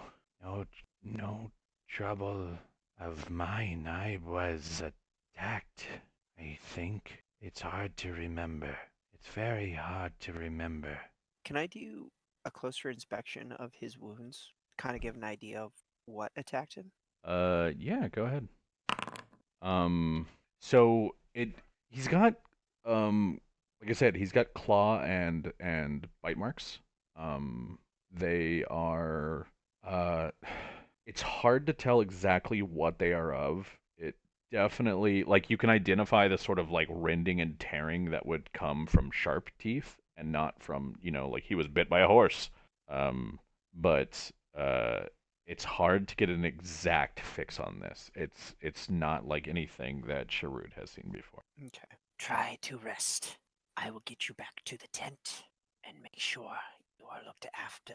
And with that, because Sharut is, above Gabo, Yeah. he's going to put Ryteal onto his back and just run back to. Okay, yeah. I mean, he weighs all of like 35 pounds, and for some fucking reason, Sharut can drag like 1,200, so you're fine. It's the stupidest class ability I've ever seen.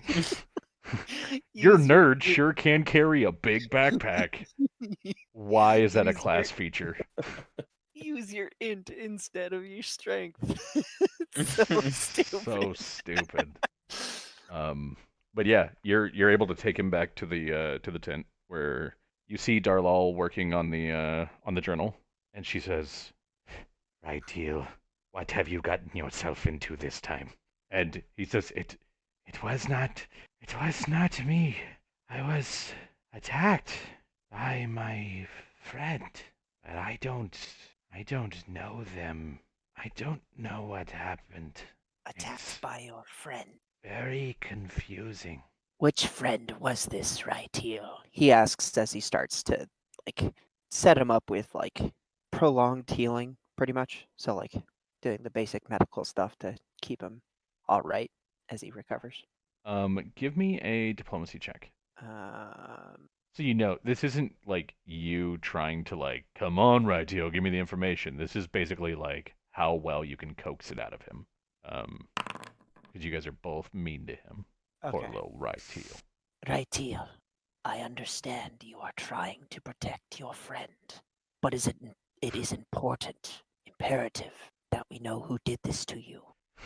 And he says, it was an elf. He is pale in the light. I can see him at night, and he is my friend. And in the pain, I don't know what happened. I don't even know who that is. 1 second here. I'm gonna look at your character sheet. Yeah. It's weird. Like what he's saying doesn't make sense. Your friend, the elf, tell me, what is his name? And he says, I don't know. He's my friend, but I don't know who he is. I've never met him. Can you tell me what he looks like? Any discerning features besides just pale? He is beautiful. He is like the storm. He is thunder. I don't remember. I'm sorry. It is fine, Raitiel. For now, rest. Just rest. And Shrewd hits him on the head with a hammer. Smacks him over the back of the head with the back of his crossbow. We're gonna have to put you down. No more tears now. Only dreams. Shit. Looks like a storm. The That's- goblin, he dreaming. That's a lot to work off, Raitiel. Thanks, buddy. Crap. I guess I'll tend to his wounds and try and get a better idea of what's going on, because it's probably too late to ask around. Yeah, I mean, you've already like tended to the wounds. Yeah, You got yeah, what you yeah. got. So But yeah, it's probably too late to ask around for more information. It's something that I'm probably gonna have to look into in the morning, okay, and I need to talk to Elder Alder tomorrow. So cool. So tomorrow is the last day. So before we jump over there, Ringer and Dandarin and everybody else. Well, I guess just Ringer and Dandarin because Justin and I've done Noah my have shit. both done stuff. Was there anything specific that either of you wanted to do this night of downtime? I mean, I guess I'll go to the tavern. Dope. I was sort of hoping that would happen. The dwarf went to the tavern. Jesus You Christ. go to a tavern. Are you picking like I just want a place to get a drink, or I are mean, you? more or less, I'm going and I'm just gonna have a drink and kind of hang out and talk to. If I see any other like of the craftsmen there, I'll be like, "Oh, hey, how's it going?" Cool. There Surprisingly, is. that was also my answer. All right. I mean, the two of you can go there. There's a place that's it's sort of on the eastern edge of town. It's one of the easternmost buildings that's available.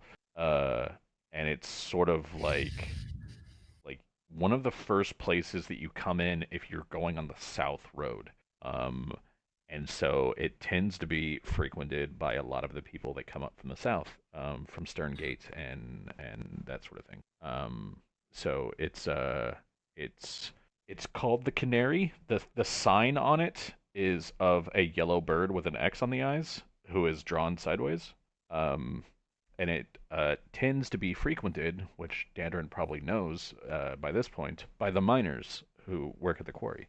Um, so uh, they tend to have such fancy drinks as beer and a slightly darker beer. Uh, Mm. you know, like like you are just plum like poised for choice here. Uh, yeah, I'll say that the two of you are at the same place. Oh, would you And look at that? uh, so Dandarin, you were there after a hard day's work. Uh, you know, uh, Hmm. having repaired wagons and worked at the fair a bit. And Ringer, you were there after a day wearing a cape. That's what he did, all right. Yeah, he sure did exist all day, and now he's existing here. Um, but the two of you, when you come in, both sort of get that like Norm kind of greeting, uh, and Hey. neither of you have to pay for drinks while you're here. Um, Essentially based on what you've done and the fact that it's had a couple of days to spread, the miners are are willing to sort of pay for your drinks, or at least put your drinks on their tabs. And yeah, can I get from each of you a diplomacy check at a +2? Hey. 1 second. As soon as I figure out what that was. Ah, cool. Does this also include a bonus from the pin? Or the Uh, badge? yeah, you'll get that anytime you're in New Seer, if you're wearing it. Is that included? Is what I'm asking. Uh, To the +2. no. Oh, okay. Who's Why is he the wagon? Yeah, why are you the wagon? I have no idea. Why? I think you were the one earlier that was like clicking the wagon and making the wagon say Tutark. Oh, sorry. Uh, Oh, don't get drunk. man, that wagon's doing real good. I Don't like tempt him. me. I was Wagon, about to super be- This is too popular. dark. Yeah, so the two of you are able to find out a couple of things. For the both of you, the first thing that you find out is that this bar was also using that sort of chit system, which is why the miners drink here, because it's the only place they could drink. They were cashing in chits to be able to to get drinks.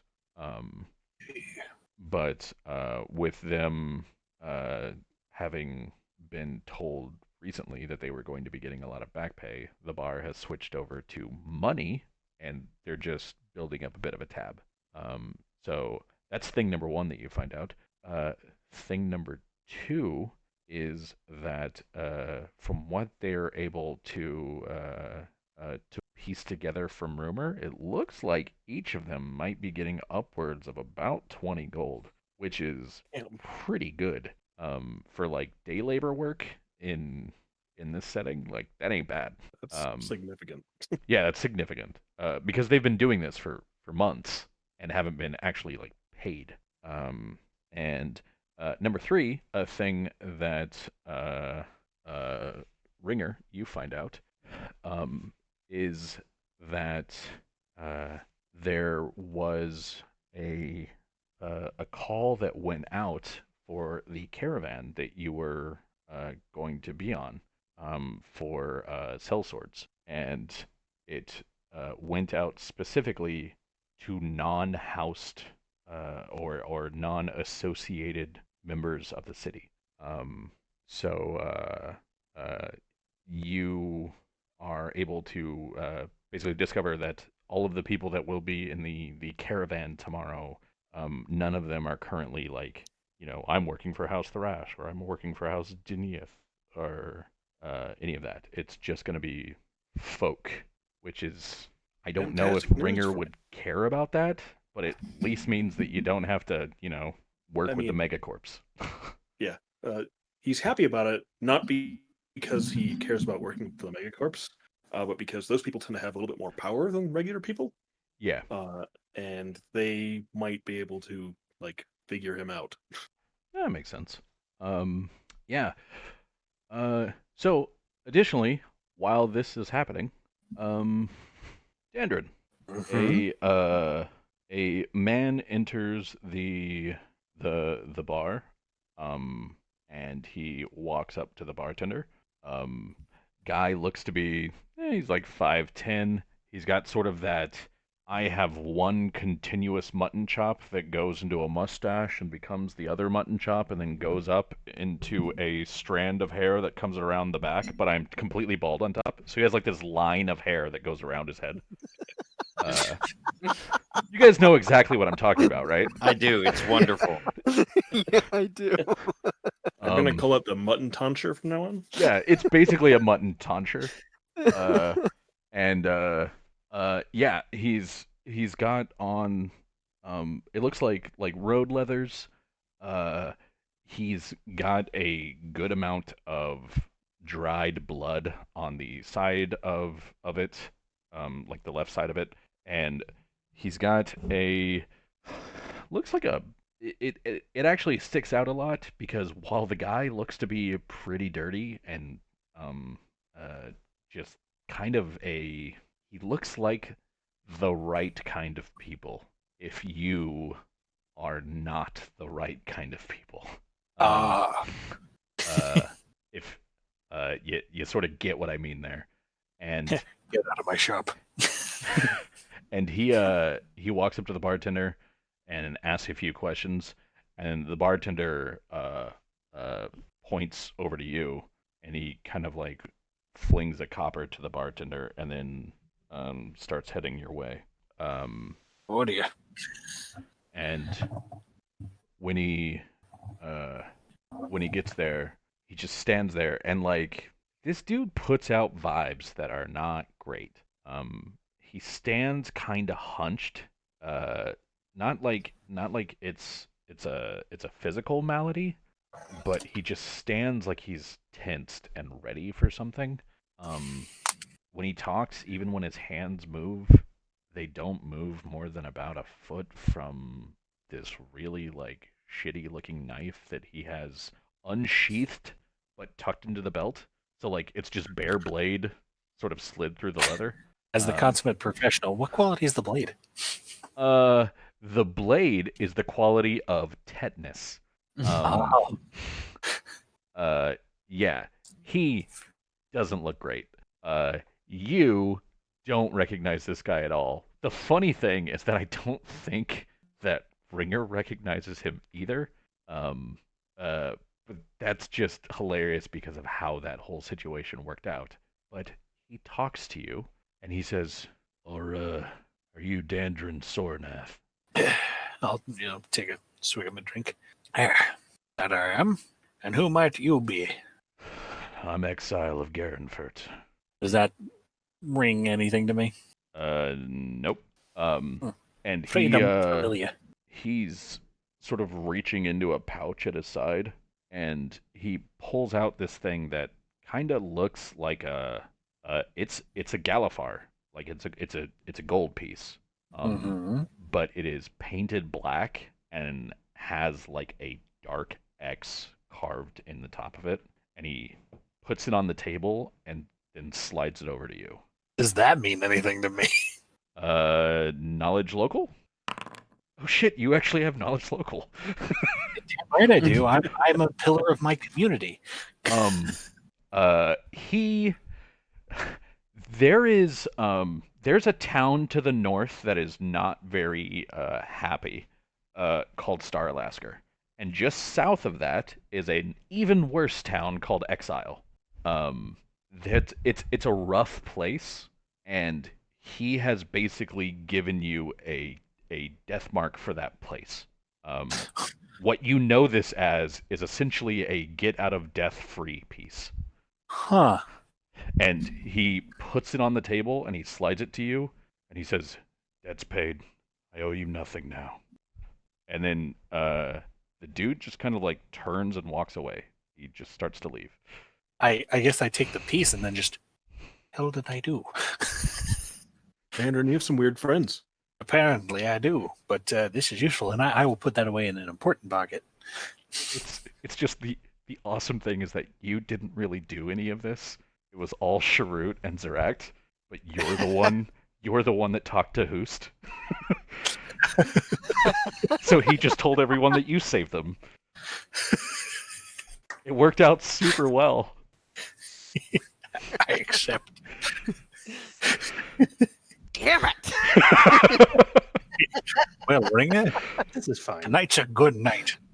This is what I I'll get take for looking stock of after. how many people are here, and I'll put a round on the house for my good fortune. Yeah. I'll give you a bit more with your knowledge local check since it was so good that you made. So there's a couple places in the world where people can just go to disappear. And some of them you can go there to disappear legally. Like you can go to Fort Bones in Carnath, and you show up, and they go, "What is your name? Like what name should we call you?" And you say, "My name is this," and they write it down. And then you work at Fort Bones for 2 years, and then when you're done, you're a Carnathi citizen, and that's your name. That's how it works. And it's entirely legal, and everyone hates it. Exile is one of those places where you show up, you call yourself, "I'm exile of the place that you left." No one ever asks your name. No one ever like asks you anything about your past. It's a rough town, but it's a small rough town. And yeah, he's gotten you essentially something where if you get in trouble there, you can hand it over, and the trouble might just go away. Nice. Cool. So then, So yeah, I do put a round on the house. How much is that going to set me back?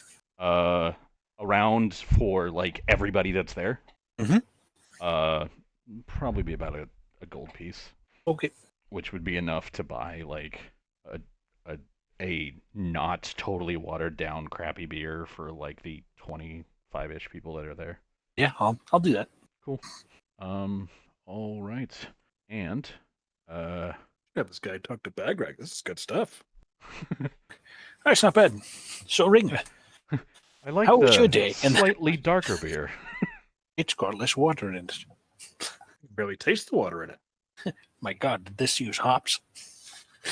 It tastes slightly more beer than water. I think they Not let bad. this ferment. That's smart. This isn't just barley Water tea. And grass. It's just water and grass. Ugh. Yeah. So, oh, go ahead. I was gonna say I didn't realize that Mokri was here with his water grass.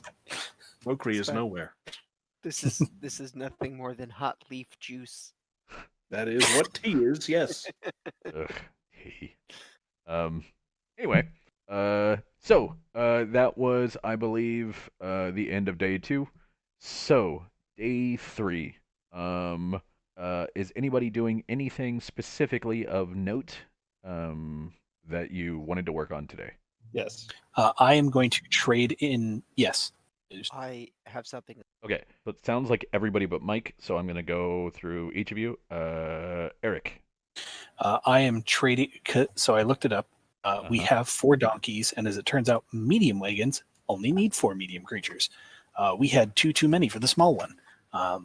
So yeah, I will go trade in the smaller wagon for half price, and then pay the remainder for a medium wagon if one is available. Honestly, with the fair, there's definitely one available with the fair going on. So that's just a yes. Okay, then I go and I do that. Cool. You are able to sell your other one for half price and get the other one for full price at the end. Nice. Cool. And yeah, they it's a pretty easy deal to make because that's one of the things that somebody would be like, yeah, we have these, we're selling them, you know. just slaps the side of the wagon. You know, you can fit a lot of statues of dwarves in this baby. You don't say. How many? Precisely 6. What a wonderful happenstance. Why I'll be. Did Uxwin, you need I need to you to go to the do? mines. We have a deal to make. Did you need to do anything else of note? I mean, aside from that, yeah, just gonna work the fair again with my sister, and then yeah, just I will check up on the couple and their wagon. Yeah, they were once they got back to town, you see that they were able to get a better repair job.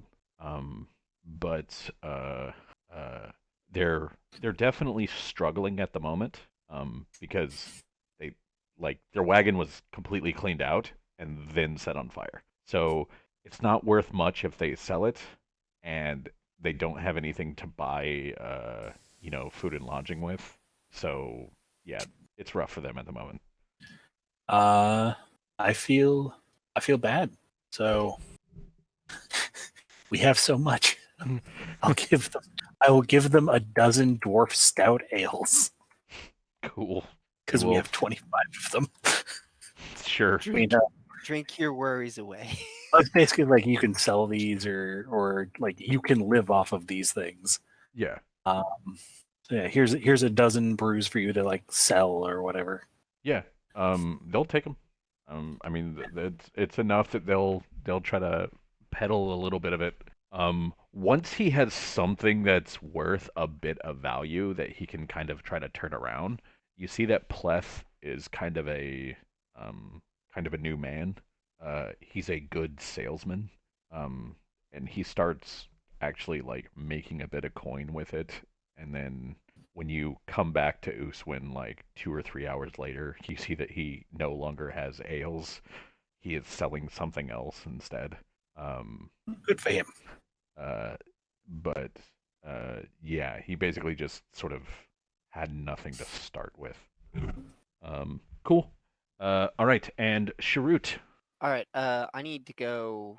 Now that I've found Elder Alder, or Brighteel, sorry, I need to go bug Elder Alder. Actually, before I do though, have my books arrived? Are you going to talk to Alder?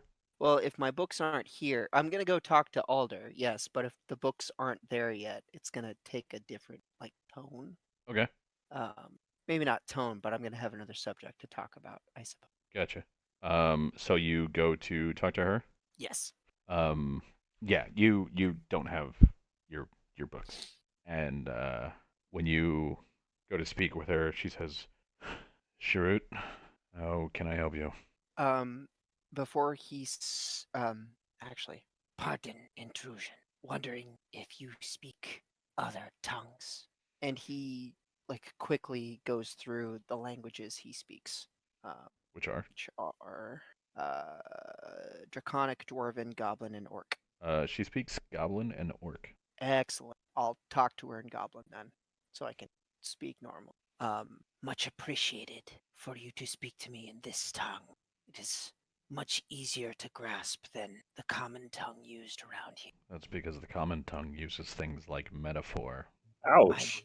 Still am not quite sure what that word means, but I will continue to study. Anyway, I have 2 concerns that I have brought to you today. The first, my companion, Ryteel, was attacked in 3 districts. Now, I do not believe it was of the shifters' community, but the scratches and marks and description of a person he gave leads me to believe that it's something more in your expertise than in mine. He was attacked by an elf. Well, so far as I understand, I believe he was attacked by an elf, but the damage he sustained were claw marks and bite marks that I could not identify. Give me a sense motive check. Sense motive. She knows something. Like, she tries to hide it while you keep talking, but she knows something. I can see that you know of the person or persons I speak of, or have an inkling of them? She shakes her head and she says, "You're being presumptive. I don't know of this elf, but what you're describing, that I think I've seen." Any information would be very, very much appreciated. Come with me. I have something to show you. And so Sure, follows. she kind of she gets up and she uh, grabs her sort of short coat, leaves her tent. Um, and as you guys are walking in, she says, "What was the second thing you wanted to discuss?" It is of less import than what happened to my compatriot. But I was curious as to the status of the tomes we'd agreed upon. I told you that I would try to find any. I told you that this was a poor town and that most people here lost everything. Might not have that. And If you did not find anything, that's fine. so far that's Just been the case, but I found something else you might be interested in. I'll tell you. And she gets to a tent. She says, "I'll tell you about it after you see this. I hope you Sure, haven't eaten nods. today." And she opens the tent and sort of waits for you to go in. It smells like death in here. It is that scent. It is that metallic tang mixed with like awful, mixed with just flesh and hair and fur. It does not smell great. And you see sort of a low cot, and on the cot is the body of a half orc, pretty beefy looking dude. He's got that sort of like very slightly green gray skin that half orcs tend to have. He's got a little bit larger tusks than most half orcs, and he's got a chunk taken out of his neck, and huge claw marks down his chest. And she says, "No, I don't know who did this. All I know is that someone did it to one of ours too." this is most concerning. Can I do a heal check? Yeah, go ahead and give me a heal check. Since I've seen these wounds before, do I get a bonus? Yeah, sure. I'll give you a plus one. You haven't seen like it's not like you are an expert in these or anything. Um, okay. Can you give me? Do you have knowledge in nature? I do not. I Fucking have knowledge amazing. local. Uh, No. so how can I put this? Well, you get a 30 on your heal check. I mean, you almost max that out. This looks like how can I put it? Like somebody bit out a chunk of this dude's throat, right? But when you're looking at the sort of amount of blood that's on him, like if you do that to a person, they tend to leak all of their insides onto their outsides very quickly. Uh, you don't see you see blood on him, but you don't see that level of it. So there should be more. There should be So more. I will relay this information to Elder Alder. And she says, "Are you sure?" Absolutely positive. Well, and the same thing happened to your friend, but he lived through it? Yes. Well, that's concerning. He said it was an elf. His description was an elf who was his friend. That looked like a storm. Elf that well, if it was a half elf that looked like a storm, maybe consider that it would be the heir of Lyrander, but that doesn't make much sense in this context. Do you know what could have caused these wounds? These anything with sharp teeth could cause these. Sense motive? A knoll, a long tooth. Yeah, go ahead and give me a sense motive check. That's not. Yeah. She says anything with sharp teeth could have caused these. A knoll, a long tooth, certain orcs. Combining it with the lack of blood and the claw marks, I don't know what to make of that. But definitely makes me think that I should maybe speak to Orgev about it and see what he thinks, especially if it's not the first case. Since it doesn't appear it is only happening at 3/10, I believe that would be wise. Well, thank you, Sharut. I'll be looking into this more thoroughly. Before we conclude our business, what was the other matter you wanted to show? Oh, you wanted books. I don't have any. I don't have anything that you would want. I don't have any ancient tomes. No one else here that I've spoken to does. But there's a library. It's notable, but the entrance fee is high. Um, do you know the city of Vatharond? Great question. Knowledge local, Yeah, go ahead. This would actually be knowledge geography. which I do not have. So no. Then it could be local won't necessarily give you anything about the actual about the city. It might just give you the location.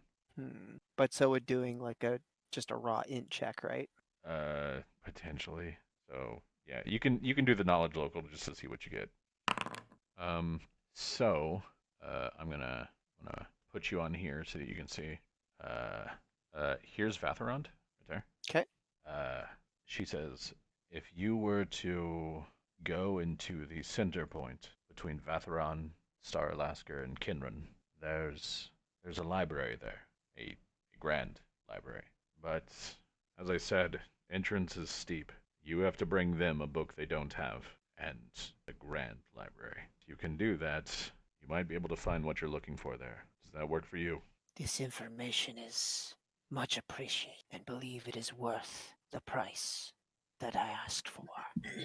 Well, I hope Arion is with you, and that you find the books that you're looking for.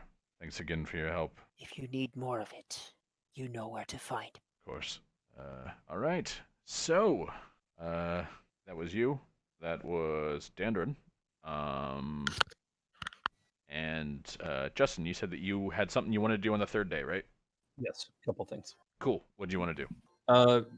First, fairly straightforward, kind of easy stuff, like going and buying all of the most recent newspapers and introducing herself to the town crier guy, as well as touching base with with Bagrick to see what the road to the north to Star Lasker looks like. See if he's heard anything about current conditions, like concerns other than bandits and cart raids. Okay. Um, Go ahead. Following that, she's probably going to take a swing over to see if she can find Turk Didenith, or at least folk of his house, to talk about what mercenaries might look like. And as a last kind of thing, see about sending a message over to the Reach. Okay. So, gonna go over those pretty quick. You are fairly easily able to find the boy that sells the papers. Yep. He is more than happy to sell you one of each. He does it for the low price of 3 silver. Because that's basically what they cost. He has one of them is essentially like the National Enquirer. One of them is like a good one from Korenberg, which is the more like hard-hitting journalism kind of thing. Yeah. And the other one is the Sharn Inquisitive, which is mostly local news from Sharn, but also talks about like the kind of like stuff going on in Brayland in general. So you have, it sort of spans the gamut in what you have. As far as like stories in them at the moment, the Inquirer one, I forget exactly what it's called. I think it's The called Voice of Brayland? I think it's the Voice of Brayland. I'd have to look it up. I'm pretty sure that it's called the Voice of Brayland. The Voice of Brayland has it's just trash for the most part. However, can you give me a wisdom check? Mm-hmm. Possibly. It's garbage. Like you're reading this and you're like, this is garbage. It's funny sometimes, it's interesting sometimes, but it's garbage. and you're not able to make anything out of it other than this is garbage, and it's mildly entertaining. Um, from the Korenberg Chronicle, there's a lot of stuff about new advances made in binding and how they believe that they will soon be able to work on uh, smaller apparatus for it. Uh, there's also a sort of hit piece that's been done on King Boronel, and uh, one of King Caius's daughters, who is in King Boronel's court at the moment, basically as a sort of noble hostage thing. Um, Mhm. and the reason that the hit piece is done on the two of them is because the two of them hate politics. They are two very apolitical people with a lot of political power, and it pisses the nobles off to no end. And so like, yeah, it's pretty much just talking about how they're like, because of their ability to sort of, uh, you know, kind of like play the Game of Thrones kind of thing, that they're going to end up pissing off the wrong people and potentially starting another war. Yeah, of Um, course.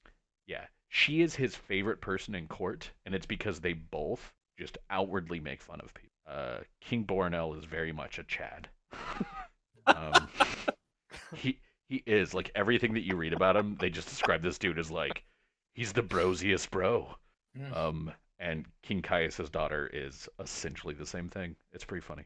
Um, and then the Sharn Inquisitive has a bunch of local stuff for Sharn. For the most part, it doesn't apply to anything that you have, but it is good news. It's talking about like trade ships, and um, a lot of it is dedicated to like mysteries and murders and that sort of shit that goes on in Sharn, of which the obituaries page is a full third of the fucking paper. Um, there's a million people in Sharn, and about a third of them die every other day. Yeah, of Uh, course. so yeah, that you're easily able to do. The thing with Turk de Denith Mhm. is, um, are you wanting to actually like talk to him for a while, or basically just give him the papers and be like, hey, like, sorry, your boy died? It's a little bit of touch and base, and it's also a little bit of business to see what the cost of hiring some of his folks would be to head Okay. north. Okay. So it's kind of like, hey, I'm one of the folks who returned your kids. Sorry, that sucks. But also professionally, like I'm looking to hire from your house. Um, I hear that Thrash has taken a lot of the business, and your folks seem really capable with the bugbear attacks going north. I'd love to have some additional muscle. So, like, what's that cost look like? Yeah. So, cool. Uh, give me a, what would this even be? A perception check? Give me a perception check when you meet up with Turk. Yeah. Um, from the way she carries herself to when you see her, Turk is fighting a like basically just doing drills against a pair of dummies that she's put on either side of her, but she moves really well and is able to do things with a longsword that a lot of people would have trouble doing with like a dagger. It's just an extension of her body. You you are looking on a very skilled soldier. And uh, given the sort of like size of this town, one that might be a little wasted here. Mhm. Um, but yeah, when you sort of announce yourself, she'll sort of sheath the longsword, and then she's kind of like toweling off at her brow, puts the towel around her neck, and walks over and says, "What can I do for you?"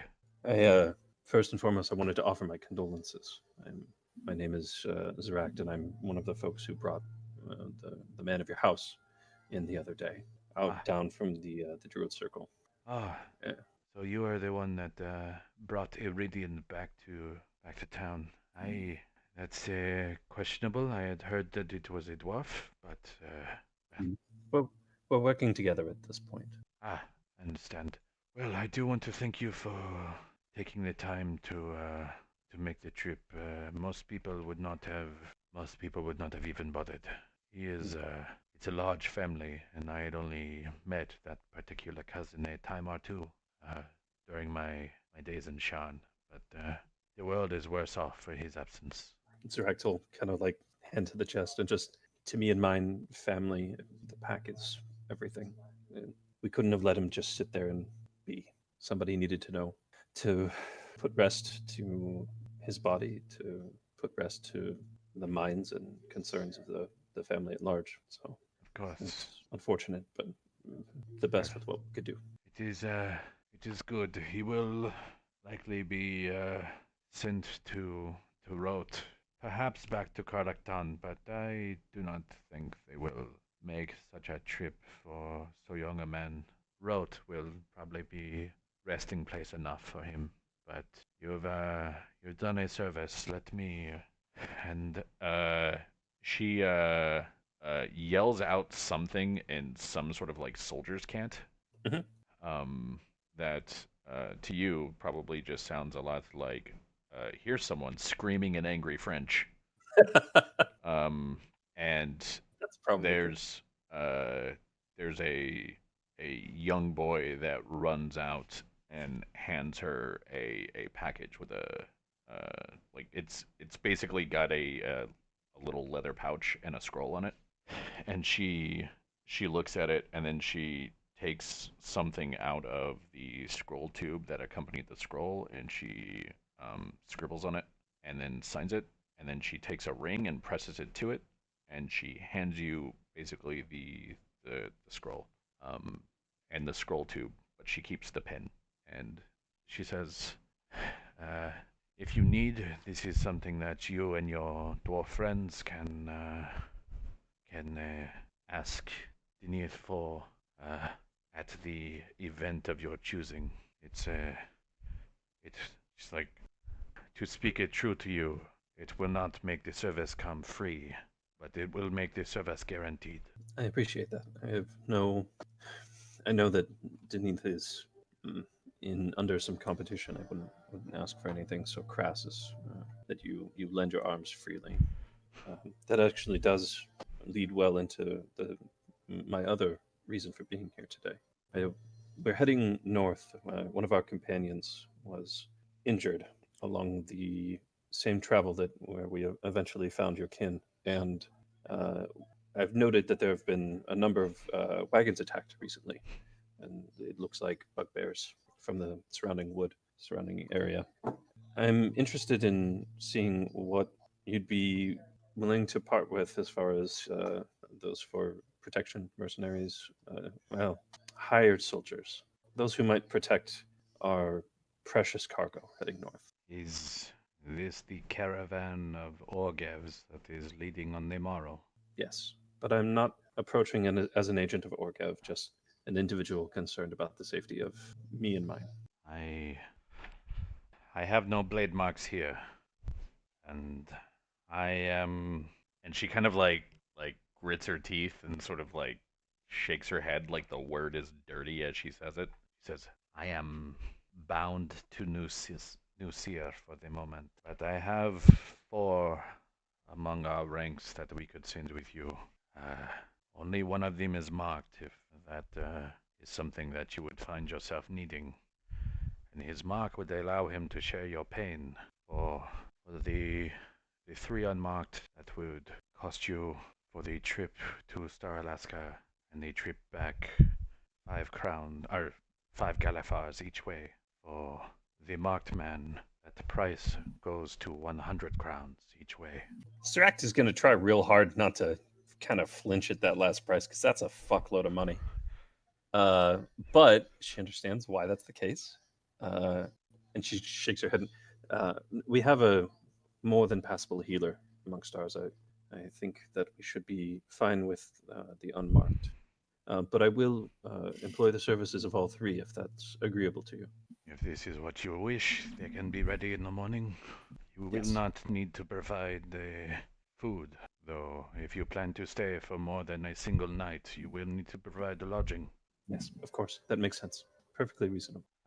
And they do not come mounted. They are footmen, not cavalry.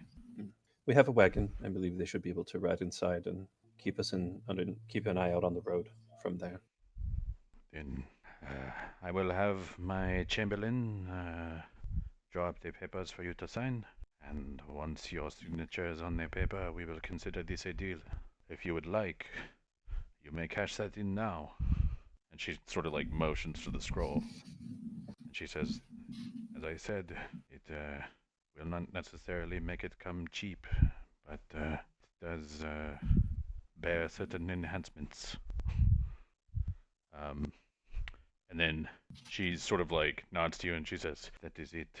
I still have more of my rounds to do. I must get back to my training. Yes, yes, of course. Thank you for your time. I'll follow. Head to your chamberlain. And Zeract will just kind of like bow her way, kind of awkwardly, out of that situation. Cool. She's going to pay full price for these guys, so the 30 Galifar. Cool. You pay 30 Galifar, and on the morning you will have 3 fighters with you. Nice. So, last of all, Delian. Yeah. Monsieur Master Delian. That is me. What's up? You are given a message by Wei Rain. Okay. She says, congratulations. Your application to serve as a caravan guard has been accepted. That's good. I think you're supposed to go meet your comrades. They sent a paper for it. Where would this be? Do you know? It seems to be at the stables near the manor. The new stables, not the ones that Vidalis took over. Oh. Well, I should probably get my stuff and head that way. Good luck. Luck's a fickle thing. I won't need it. Well then, break a leg. And yeah. So you head to the stables? Yeah. Cool. So you head to the stables, and you see that there's a sort of a caravan that's being set up. And it's a pair of wagons. Cool. And there's a man in sort of a houppland with huge sleeves, very long, like it's just above the point where it's like not grazing the ground, but it could if he knelt like at all. And he's got this sort of like he's basically got Sharut's hat on, but his hat is the size of Sharut. So it's just this like huge cone that just kind of like comes up and then like folds halfway and dangles down to the middle of his back. Oh, okay. And he looks up as you come into view and goes, "You must be Devandi." Yeah, that's me. Well, you're a bit late, but we can introduce you to the rest of the group. Okay, that sounds just fine. I didn't know we were on a time crunch, but I would have been here earlier. I only just got the word. Well, I'll see to it that the courier is suitably chastised. And Good. Good. He leads you over to the group who's sort of like talking, all doing the like pre-mission, like let's ready our stuff kind of thing. Okay, so I'll zoom all the way over here through all of these things. And he points to a guy who is a shifter. It's a male shifter. He's got mutton chops because he's a shifter. And they are all Wolverine. Yeah. And I can smell the amaranthine on him. Yeah. You can just sniff it. He looks pretty lithe. He's got leathers on, and he's got a pretty nice looking longbow on his back. Like it looks like, like he's a fairly good archer. He's also got something that doesn't fit the rest of all of this, because he's all dressed like, like I am all that is ranger in the wild, and then he's got like just a cowboy hat. Cool. Everybody's got to have their thing. Yeah, everybody's got to have their thing, right? He's gotta hide the tonsure somehow. He's got to. Yeah. And the man that you met at the entryway goes, "This is Cordit. Cordit will be our scout." Okay. Hello, Cordit.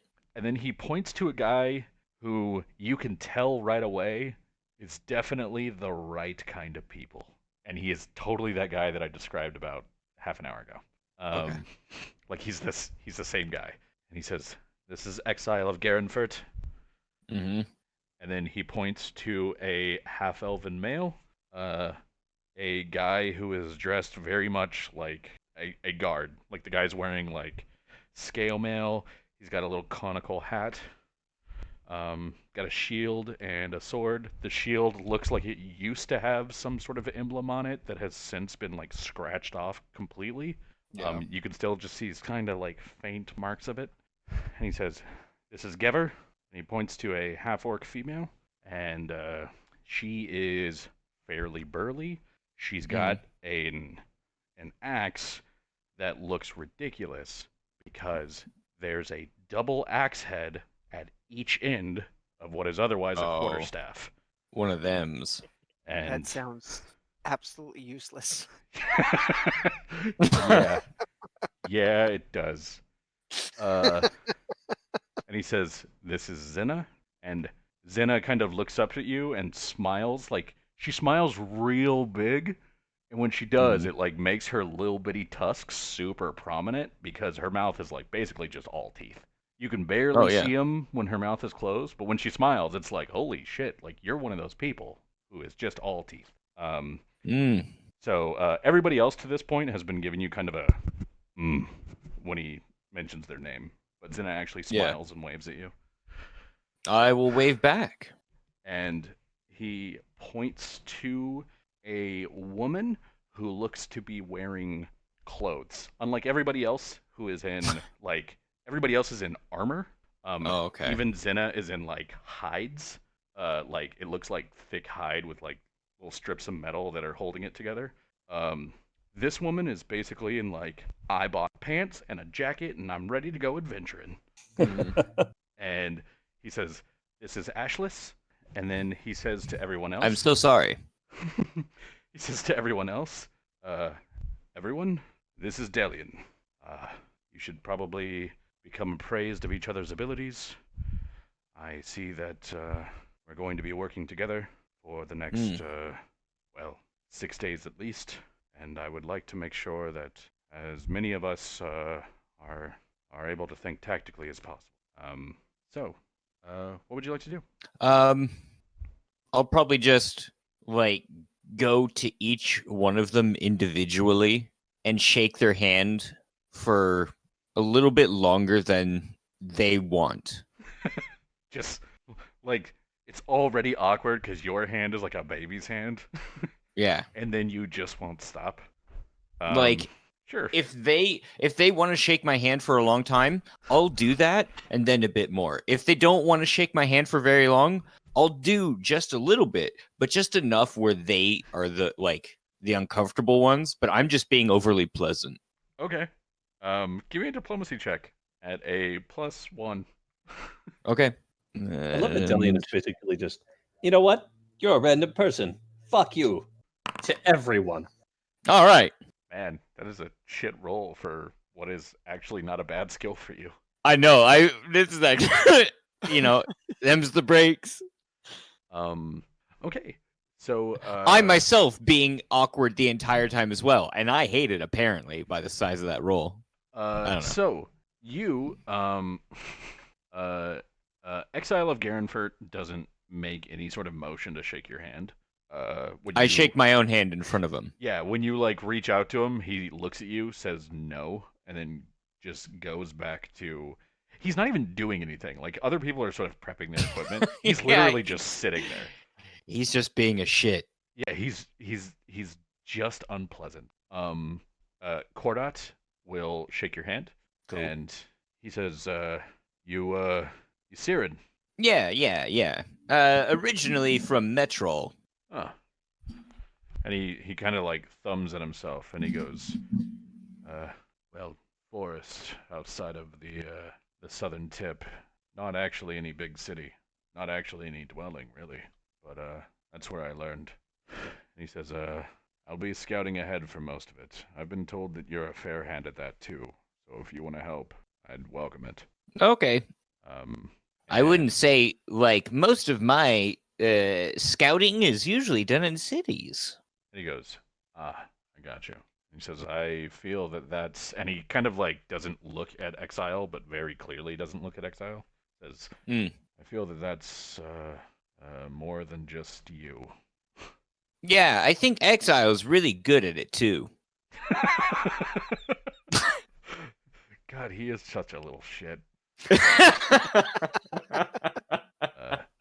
And yeah, Cordit will make good enough conversation. He lets you know that he is, for the most part, an archer. Like it's okay. it's clear that he's for the most part an archer. Yeah. He has like a pair of knives if somebody gets too close, but he doesn't want to use them. Okay. He doesn't even really want to use the bow. Hmm. Gever doesn't really want to talk to you. Okay. Gever is a soldier, like, Yeah. and that's pretty much what you get from it. He's not incredibly talkative. Okay. Zena, Then I'll just talk at him. can you give me a will save? Yeah, we'll find out. Yes. Okay. Zena actually breaks before you do. She is willing to Damn sit right. there just as long as you are and talk about nothing. Yep. And I will do it right back. Yeah. And it's kind of like it reaches a point where the two of you understand that you're trying to out nice one another. Mm-hmm. And it gets to the point where like she eventually has to step aside. I will do this all day. But you get from Zena that she was she says, well, me personally, I'm from Whitehearth, but you know, as only as a kid, I spent most of my formative years in Southern Seer. And then she kind of like stops and she goes, sorry, goon. And yeah, so learned a few things there from a few people. You know, my dad was part of a Blade Marks contingent there, and he taught me to fight how he fought, and so you know, and like, and then you talk, and then she talks, and then you talk, and she talks, and you talk, and she talks, and the two of you are saying nothing. But she's friendly. Fantastic. Ashes doesn't really want to talk to you. That's fine. She is, yeah, not I'll entirely friendly. talk at her as well. Yeah, you talk at her for a bit. There's a point where she kind of like pulls out a book and flips through it, and then like closes the book and puts it away. And the book is big enough, and you're trained enough that you recognize it as a spell book. But you're sort of talking to her or talking at her while she studies, and she doesn't even look up. Yeah, that's fine. Cool. Specifically studying the silence spell. Yeah, it's like For just next- looking at it, like I could just end it. I could just end it right now. I just need to wait for him to say something truly offensive because right now he's being too nice. Yeah. Yep. So I also know sign language. And thieves can't. And all these other things. He just starts signing it out. Yeah. but yeah, they tell you that for the most part, you and your group are going to be sort of walking alongside the wagon or riding on top of it. Nobody's really going to be inside it except for the man that introduced you to everyone else. Okay. And they let you know that there's going to be a second wagon as well. So you hear like there's going to be a second wagon as well. That's it's I think from the Sornath Forge. Hmm. They've hit a bad spot of late and have to send one of their sons home. Oh, that's unfortunate. Is the son dead? And you sort of get a weird conglomeration of answers. Like Cordit says no. Gever and Zena both say yes, and Ashes says not technically, and they say it all at the same time. Okay. So that was not a single answer. I heard not technically though. So what about that? And Ashless says he's been turned to stone. Why would they do that? He was going to die. and that prevents it from happening. Well, yeah, provided no one breaks the stone. Oh, If someone yeah, I breaks guess the you're right. stone, then he's dead. Why'd they have to turn him into stone? Because he was dying. Well, this has been great.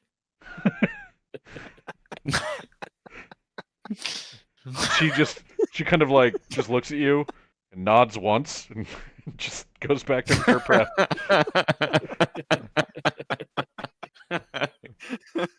Wizards. Charisma is a dump stat. Yeah, apparently. So, yeah. At that point, it seems like we're basically except for Justin's roll. Yep, Did you want to roll your study? I most certainly do. I am Roll studying. it. Let's see. I'm studying the constellation at this point, so that's going to make another Arcana check. Nice. Hey, there Nice. we go. You know what? That seems quite special. You will get a +2 in your next roll. Fucking phenomenal. Cool.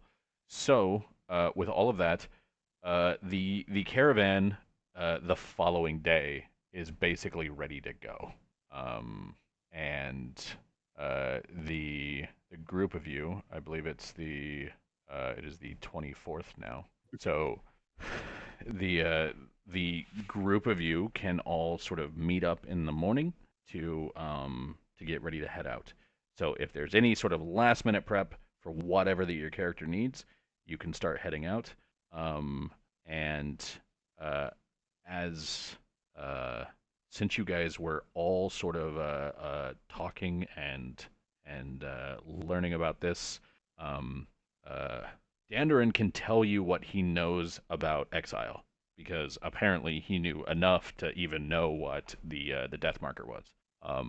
But there are 2 other small establishments on the way there, and there is also the main city that you were going to. So for each of those, if you guys would like to make a knowledge local or knowledge geography test, please let me know, and then we can discuss that. Okay. Yes, absolutely. Local, you say? I'll roll those. I have neither of those skills. That's not great for the first one. Let's try the second. That's a little better. Still not great. That's pretty good for the first one, and abysmal for the second. Dope. That works out funny. It kind of does. I think we might still get all the information. I like that. I like that Sharut and Zarak are just sitting there like consulting. And it's like, do you know anything about this? No, I've fucking never heard anything about this place. Okay, well, let me tell you. And this is being super annoying, and it won't keep them where I want them to be. Good job, Dandarin. Fuck yeah. And meanwhile, Dandarin's sitting from the driver's seat. Oh, No, you got that wrong. That's all I was incorrect. asking questions of John Eric, and I was like, why the fuck is John Eric ignoring me? Yes. Idiot. Okay, so what you guys are collectively able to put together for Jacker's Knack. Jacker's Knack, what you know is that by Jacker, what they meant originally was poacher. This sort of started out as a very illegal hunting cabin and went from being an illegal hunting cabin to sort of an illegal hunting village, and then just sort of became a village. It's not very big.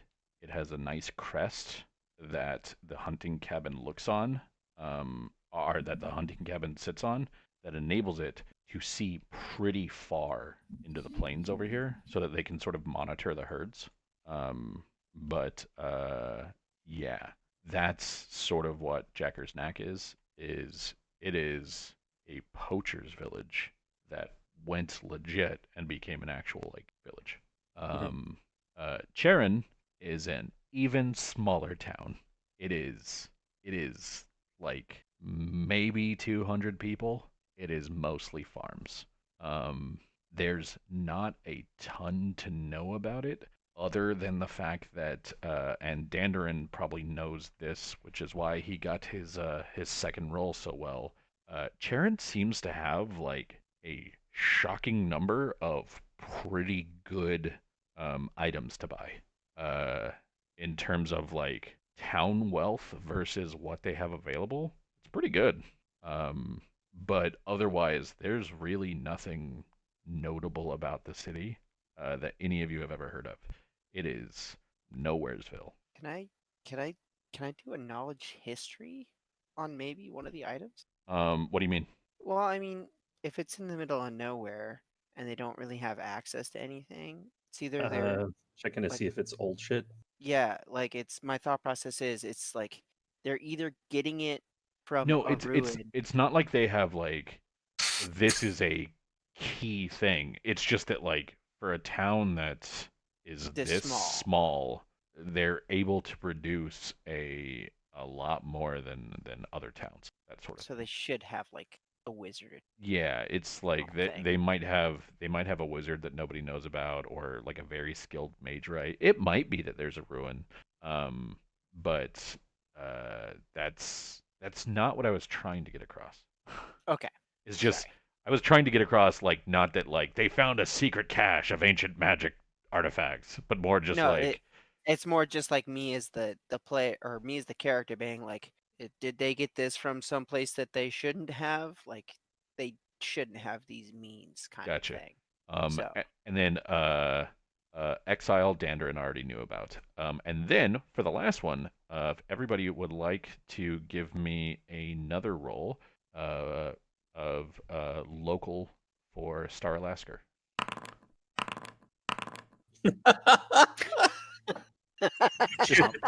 just killing it here. I love it. Like Wow. we've each of us have gotten like one. Each of us have gotten one. So it's just Yeah. like, oh yeah, I know about this town. It's like, oh yes, this is what this town's about. Okay. No, this is what we know. So Sharut, like everybody knows a bit of this, but you're the one that really knows the last line. Okay. So the last line comes from Sharut. Here's Star Alaska. It's a city of between 15 to 20 times the size of New Seer. It's a major trade hub for road, rail, and air. So the various Teamsters guilds here hold a lot of power. Crime is high and fruitful. Corruption is strong and plentiful, and good people, while present, are still trying to get theirs due to the environment. Star Alaska is, as an entire city, very similar to the dock wardens of the Sharn at the lower levels. It's a rough place. Visitors are advised to keep to the main roads and should generally be warned against doing things like going into rougher places at night. Sharut, this is what you know. When in Star Alaska, walk with your head down, guard what you say, and never, ever insult a Kinku. This is sort of like what you guys know going into these. Star Alaska is a major trade hub, and it's a city that's entirely like run by like the various trading guilds. But otherwise, you're pretty much ready to go. So next time we're gonna get on the road. We're definitely not gonna fight any our bugbear bandits. I don't even know why you'd suggest that. And yeah. So with all of that said, I think we will end for the night. And I believe, let me check my calendar here. We will be playing for the next 2 weeks, so we'll be playing on the 11th and the 18th. But I imagine that you guys aren't going to want to play on Christmas and New Year's. That is a lie. Fuck you. I mean, I want to play on Christmas and New Year's, but I feel like the rest of the group might have someone try to stab them. I will be. So there. yeah, here's the I will be here in the afternoon. Like, Christmas I got Day nowhere. specifically. Christmas Day in the evening. Morning, no, we're booked for Christmas. Family stuff. I have a child. I can't skip Christmas morning. Daddy's gotta play games. You're You just got gonna have to Christmas chill. off. Daddy has to be. Yeah. You present don't for bring Christmas. me joy the way that Risk of Rain does.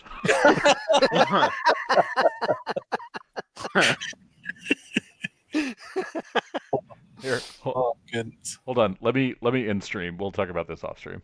So Oh, okay. Good night, Uh, stream. yeah, night stream.